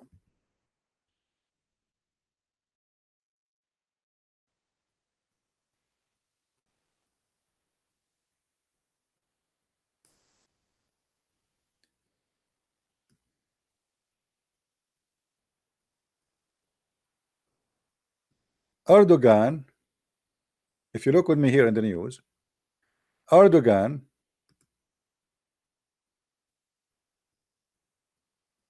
he accuses women march of disrespecting Islam, and absolutely they did respect Islam. The second they heard the adhan, they start whistling and shouting because they don't want to hear it. Hundreds of thousands of women, Turkish women. So who is the Muslim in Turkey? But this is what happened in Turkey. The second an Islamic party took a place or took the office, they will never leave until you have a revolution. Count my words, and you will see Erdogan will never go. Will never go unless they drag him out of the office. Islamists, when they take an office, they never leave. They corrupt the election, they corrupt the country, and they change the constitution to make it fit with their new party. and this is what they do everywhere.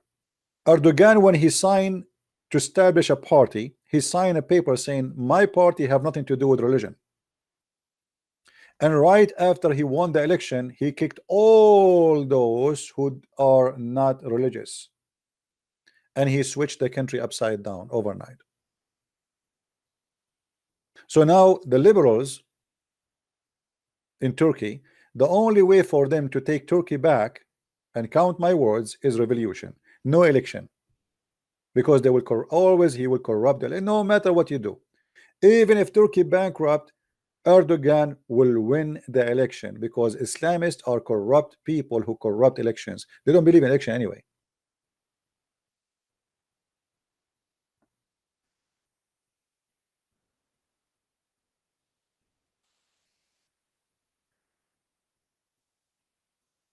You see, the Muslim Brotherhood, the same party of Erdogan, they win the election in Egypt. If the Egyptian did not take them 30 millions, they marched in the street and they drove the Muslim Brotherhood out of government.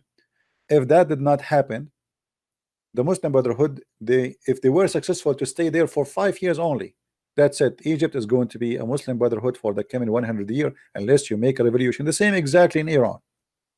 In Iran, they say to you there's election for president, but people do not know that the mullahs, they have to decide who is the one can go for election, which means to be a president, which means we have this guy and this guy and this guy, they want to go to be for election. I am citizen, I am Iranian, I want to be a president. It's not up to you. The mullahs, they have to approve you first before you can be your name to be in the election box. So at the end of the day, they are deciding in pre-decision who is the one is going to be the president. There's no election. He have to be Islamist, he have to be a terrorist like the mullahs, and he have to agree with everything they believe, and he have to be part of the Hezbollah party.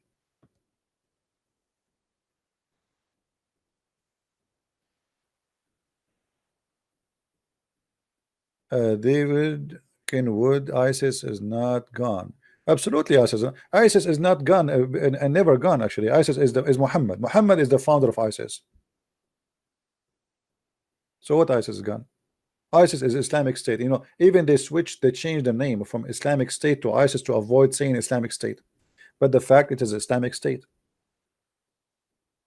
Muhammad is the founder of the Islamic State. As long there is Muslims, there is going to be, they will try always to have Islamic State. Same, doesn't matter. Militia doesn't matter which country.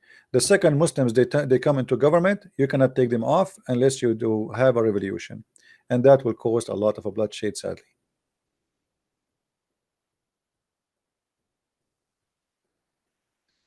And the funny, Erdogan always he gives speeches about what's right and what's wrong.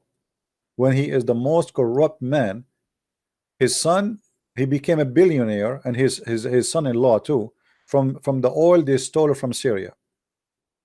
All the manufacturers which was in the north of Syria, all the machines, all the cars, all the trucks, the whole city smuggled into Turkey.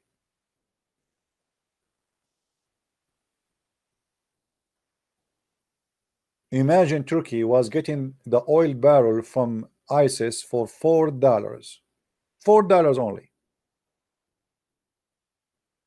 The price is $60.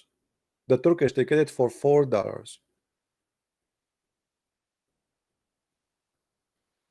This is who is Erdogan. And Erdogan, he is the same as a worm in the belly of Europe. He threatened them. He forced them to pay him to pay. You know, he's like it's a mafia guy. You know, if you don't pay me, I'm going to open my borders so refugee will flood you.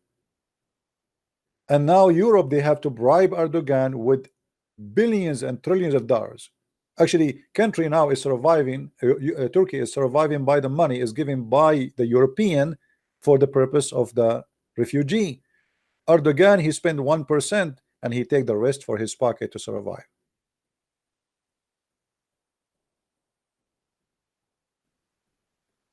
But by the way, those people, they are very helpful, and I will tell you why. When the Muslim Brotherhood won the election in Egypt many years ago, I was in a radio show with Osama Dakdok, if you know him, and Osama was upset. He's an Egyptian, so he was sad for where he's coming from. I mean, what happened? The Muslim Brotherhood took over. I said to him, actually, this is a good news. He said, why? He said, the best way to show Muslims that Islam is a stupid cult is to make them under Islamic government. As long as there is no Islamic government, they will not really see the real face of Islam. Because Muslims, when they are not in the government, they can give you speeches about Islam is the way of solution, the way of life, brother. If we have Islamic government, things will be different, brother. Now, okay, now they are Islamic government. Let us see what they do. And I told him, you will see. You will see. In less than a year, 30 million Egyptians, they strike in the street because they saw that the Muslim Brotherhood is the most corrupt party Egypt ever witnessed. Before they thought, okay, you know what, maybe because those people are not Islamists, they are corrupt. Maybe this president, he is a Muslim by name. This is why the country is not going to the right direction. So let us vote for the Muslim Brotherhood. They have long beard, they praise Allah, they are believers, they have the black spot in their forehead because they bow down to Allah a lot. So let us give them the chance. And when they give them the chance, they witness firsthand how the country was collapsing. And Erdogan is the same. Since Erdogan, he took Turkey. Look at the currency of Turkey. I don't know how many of you are Turkish. You go to the market to buy a chicken. In the morning, the price, let us say 5,000. Afternoon, it is 10,000. This is how life in Turkey is. Trump, if he make a tweet, just a tweet, imagine how weak this country is.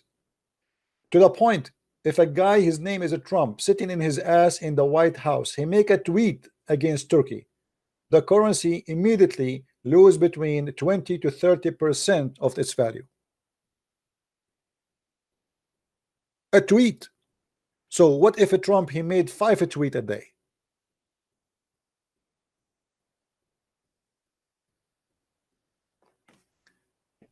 If you don't believe me, search for it. This guy, Trump, is very smart.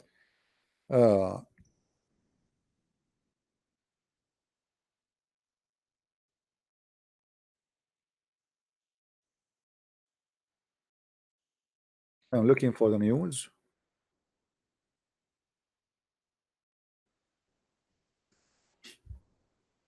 Look at this.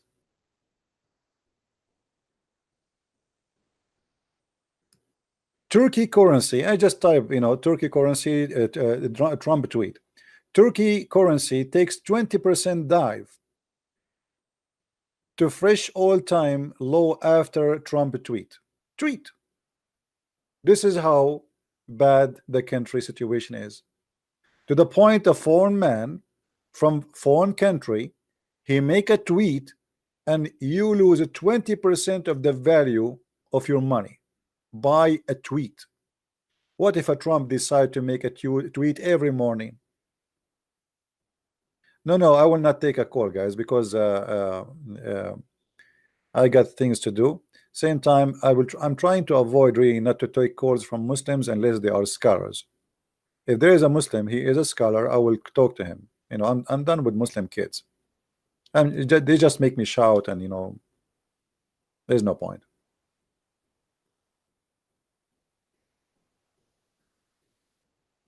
Yeah, but we are talking here about how a country can be destroyed by a tweet.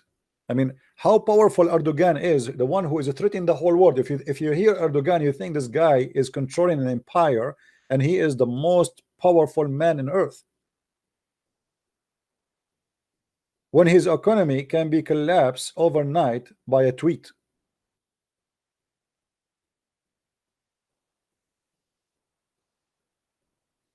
Well, it's good for him because Trump, he is not favored by most of the media, and they hate him.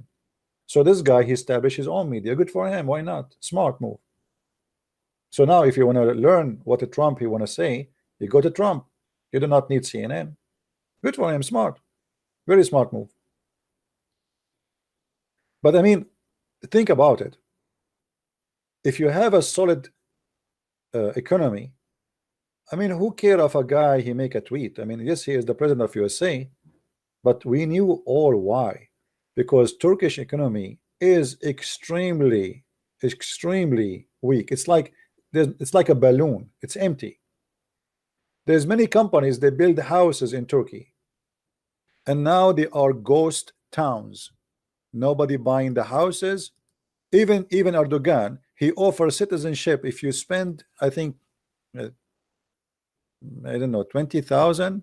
If you buy something for 20,000, he offer you citizenship.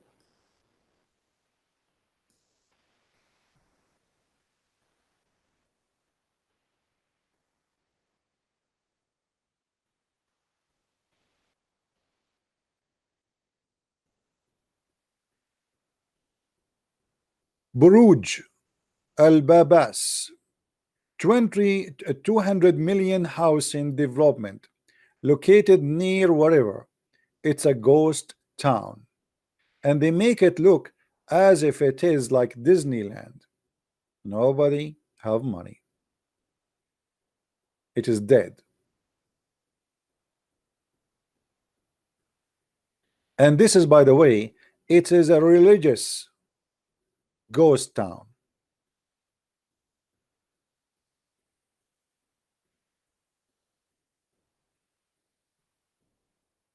This is why if you go to Turkey these days, you are pretty much to be wrapped, kidnapped, and be missing.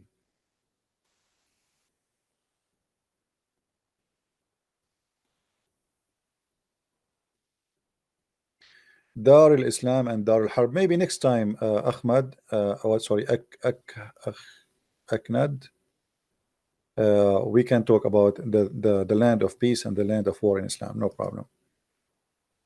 So they build a religious city. Let us see the images of the city. I became interested. I want to buy. Yeah. You see how they make it look like a Disneyland. Yeah, you think this is like a Disneyland, really. And actually, it looked really stupid. I mean, look at this city. Look at this town. Who in the world want to live here? What kind of houses those houses is? It's like Harry Potter houses. I mean, literally, it's like a horror movie. It's like a witch houses.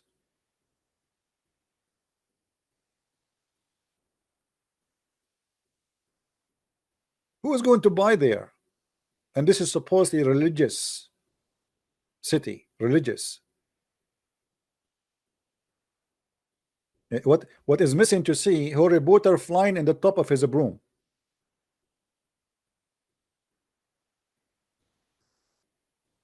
Look at this. It looked like the KKK hats. And what is that? How silly, how stupid to have such a city. It's ugly, it's disgusting, it doesn't make sense. I mean, the designer obviously have a mental issue. Look at this. What is that?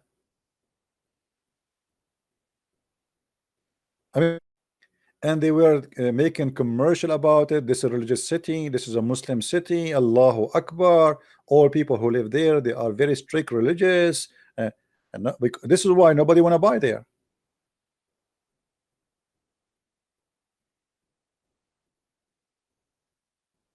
What do you mean no screen? No, my screen is off. I was on. All black. Okay, hold on. I think my connection is getting weak. Okay, hold on. Let me see what I can do. Give me a second, please.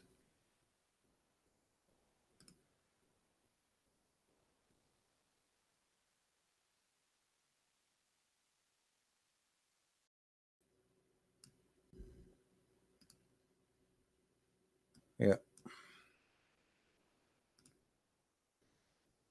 Okay, what about now? Is it working now?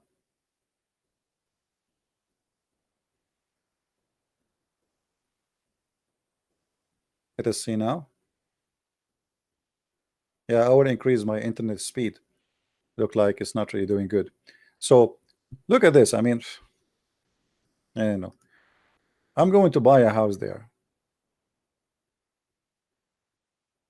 and I will open my camera and I will say to you, Shankabut Hashtatut, I am in the witch town of Allah. Here is all the genies. How creepy this town is. This is the most creepy town ever you can imagine.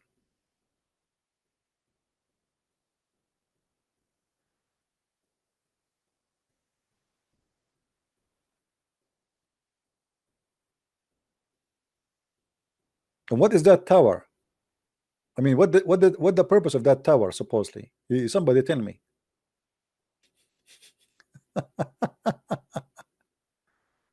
Anyway, let it go. Let it go. Yeah.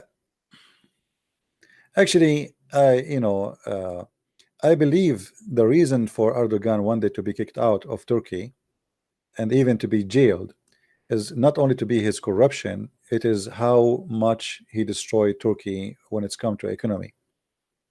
You see, when Erdogan in the beginning, he did some smart move. He visited Syria. He have a good relationship with the president. They opened the borders for him. The import and the export was going crazy for Turkey, making great money. Where Turkey opened the gate of Syria all over Middle Eastern countries like Saudi Arabia, Jordan, even Israel. And then he changed his mind because he's a Muslim Brotherhood. He said to himself, let us support the Muslim Brotherhood and they take the president, and then we will expand our land and we will make Syria as a territory of Turkey. And then we will make the Muslim Brotherhood take over Jordan, and we will make Jordan a Muslim Brotherhood territory, part of Turkey. And Egypt won the election by Muslim Brotherhood at that time. So he said to himself, oh, we can now connect Turkey all the way to Egypt, and all this land will become the caliphate land of the Muslim Brotherhood. And he wanted to be the caliphate. It was a dream. And then the Russian, they screwed him up. And then the Saudi, they put more nails in his bum. And then the Emirati, they give him more screws. And since then, the country is collapsing.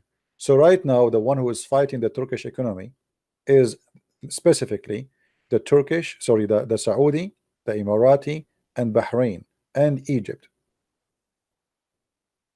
And Erdogan is not trustworthy for European too. They knew he is a gang person.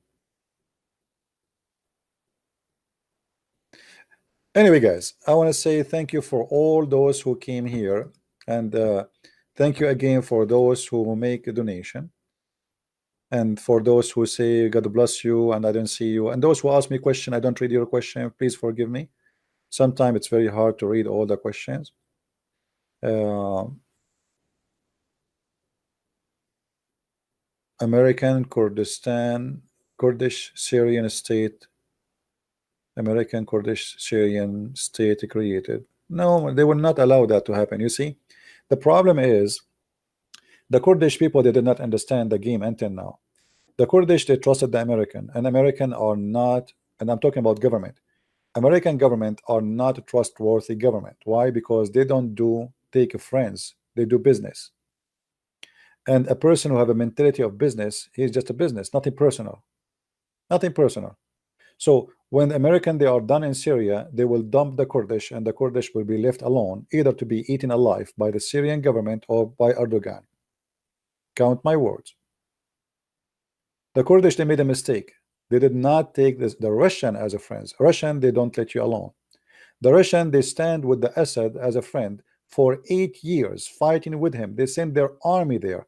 They sent more than 80 airplanes, and they killed hundreds of thousands actually of terrorists. This is what the Russian do. You cannot trust Western government to be your friends because they have business mentality. At the end of the day, all is about money, nothing personal. No religion involved, no ethic is involved, nothing. It's just a business. Today we need you. So what America do you know something is called a friend with benefit? You know what does that mean, right? Friend with benefit. This is what they do. They friend you with benefit. And I'm talking sadly about the country I live in. This is how it is. They can dump you overnight. This is what they did with the president of Egypt. Hosni Mubarak was a friend to USA for more than 30 years. Overnight, Obama dumped him like if he is a piece of garbage. Overnight, because Obama is a Muslim Brotherhood at the end of the day, and he wanted to see an Islamic party, his party, taking over Egypt. But even if it's not Obama, it's going to be the same. They will dump him. The same as America, they dump the king of Iran. Why we have this regime, Islamic regime in Iran? Most people do not know the truth, that it was America who dumped the king. They left him alone.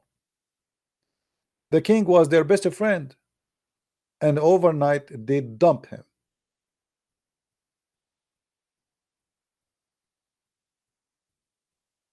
The Russian, they don't do that. The Russian, you are their friends, they will go to war with you. And this is why the Assad, he was smart, even though he's a dictator, he is a criminal, whatever you want to call it, but he was smart. Him and his family, they have a friend they can trust.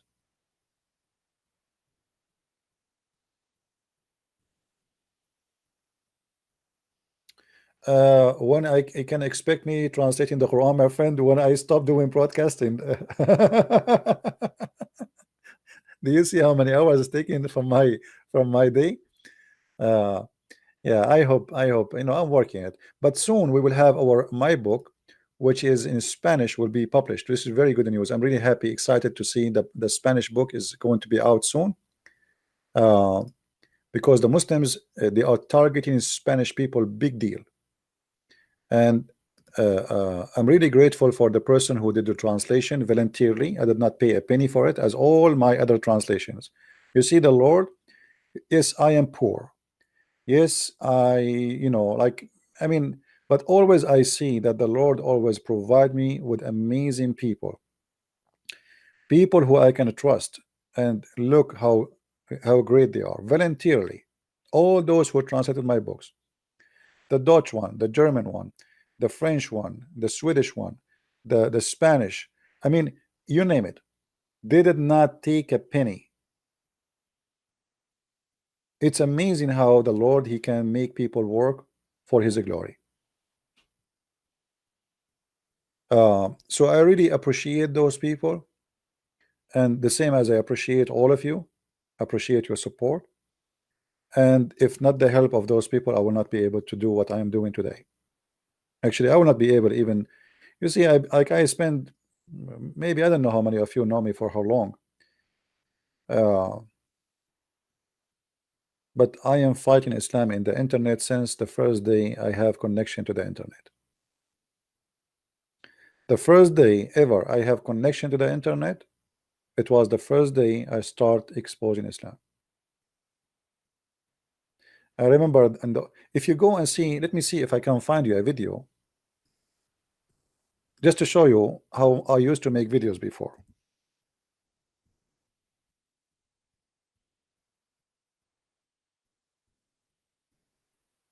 I used to use a camera, a camcorder.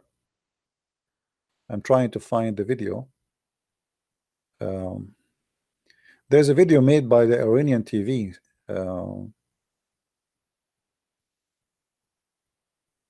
About the most enemy to Allah. Here we go. Okay, this is an old video of mine. Hello everyone. This is published in Memory TV. If you look with me here, you will see the screen. Do you see how the screen is?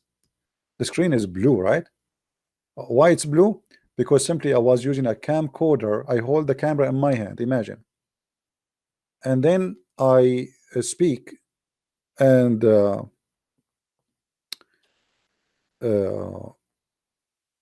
camera is recording, and then I have to process the file. It takes forever. Computers in the old days are very slow. Internet is horrible. The file is so big. I mean, you name it. Oh, you can see the screen. Sorry, I apologize. Hold on.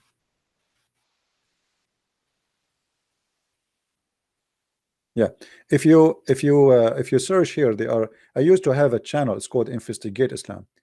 And always when I have like 70,000-80,000, I lose my channel as usual. This is why by now I should have really millions of subscribers.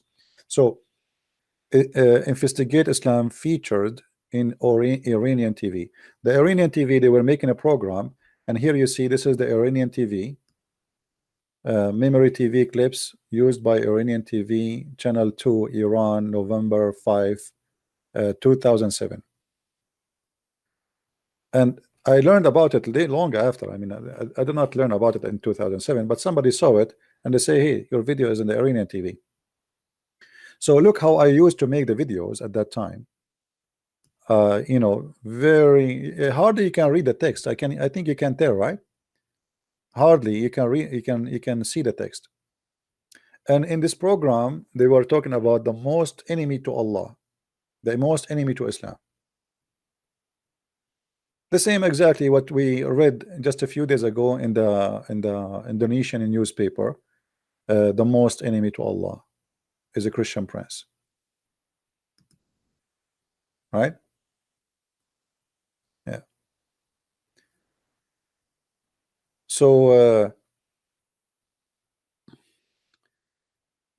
I did a lot of work, and I'm really happy for what I did, because tens of thousands of Muslims left Islam because of my videos, and I am not exaggerating. I confirm that to you.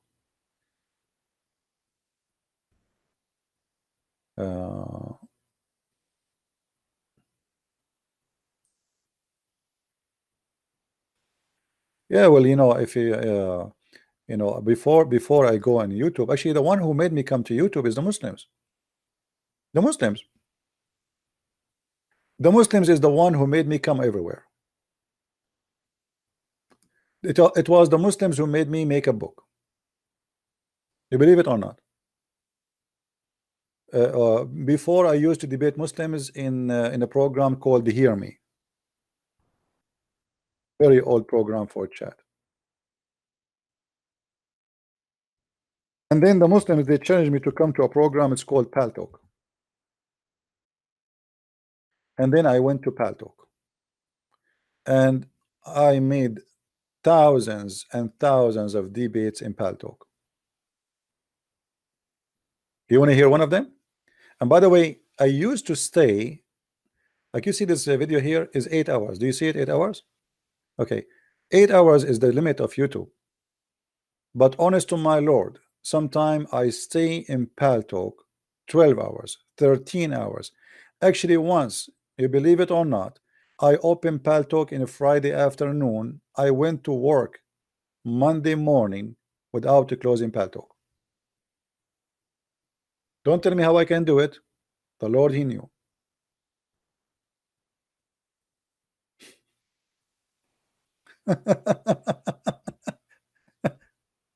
I came from work Friday. I came from work. I took a shower. I ate. I opened Paltalk. But at that time, things was easier for me. I will tell you why. I was living in a small studio. So the kitchen is just next to my table. You know, like I want to eat something, I can grab it from the counter. You know, I don't need to move anywhere. But I was really happy at that time, because when I come to Paltalk, the Muslim, they used to have like, oh, today a sister want to convert to Islam. In less than 6 months, all those who converted to Islam, they left Islam in my chat room. And then after that, a disaster start happening for Islamic chat rooms. They shrink, they die, nobody listen to them, nobody believe them, and Muslims start leaving Islam left and right, to the point even admins in chat rooms, they left Islam. There is a guy, his name, he's a doctor, I forgot what his name. 3 years he opened a chat room, the name of the room, Christian Prince Exposed, something like that. 3 years every day he attacked me. The whole chat room is about just a Christian Prince. And then one day he came to the chat room, my chat room, and he said, this guy is telling the truth and I am out of Islam. First, I thought he is being sarcastic, because everybody knows that this guy, he hate me to death. So people, they said to me, ask him to come to the mic, let's see what he's, you know, maybe he mean it. But I could not believe it. A guy, he hate me very much. He took the mic and he said, Islam is the biggest lie. Everything he said, I check it out, it's true. Everything he said is true. Nothing there is not.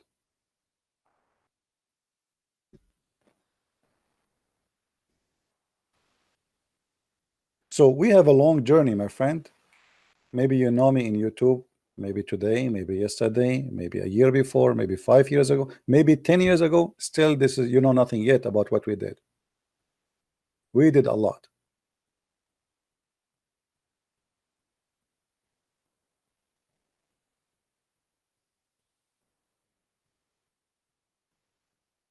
And you know, now if you are a Christian child and you watch my videos, you can debate any Muslim. Now, no matter who is this Muslim. What do you think about the Quran of Osama Daktok translated? Generate. It's very good translation actually. Yeah, Osama Daktok. Osama Daktok is a very good man. You can trust, you know, his work. Uh, but me, I'm going to make the translation made in different way, and people will notice what I will do. But yes, Osama Daktok is a trustworthy person. He's very good. He's very decent, and he's very brave too. You know, very brave. I respect him. Yeah. Um,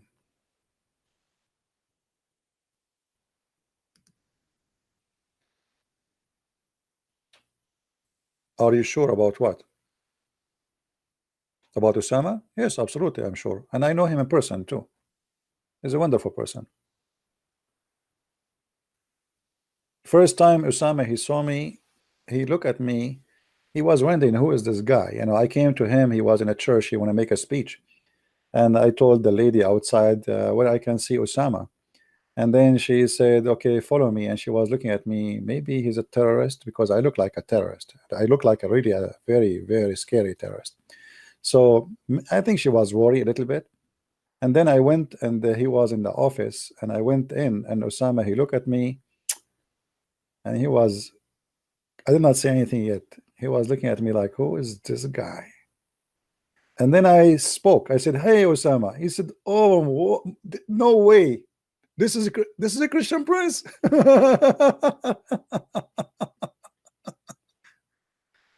You know, if I don't speak, there is no way you will know. But when I spoke, right away, he noticed that this is me. He said, I could not believe it that you look like this. And now you know why I'm still not married. So you get an idea, didn't you? I scared the hell of him. So God is good. uh,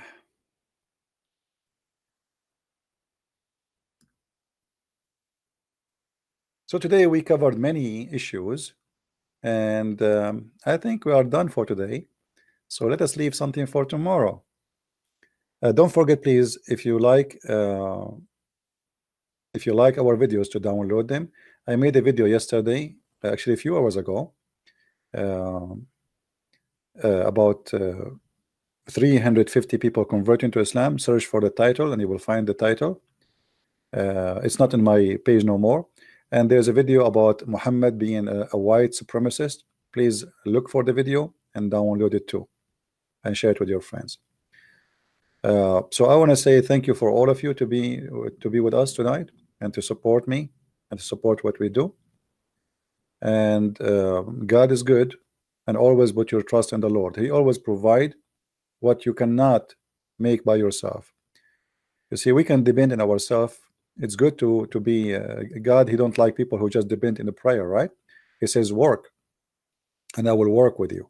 So we are people who work, and the Lord, he will work with us. But the important about your work is not to be for your own glory. Work, and the Lord will give you. The Lord will provide you. The Lord will be with you. Don't think about, you know, the Messiah, he spoke about, look at the birds, how they survive, how beautiful that example is.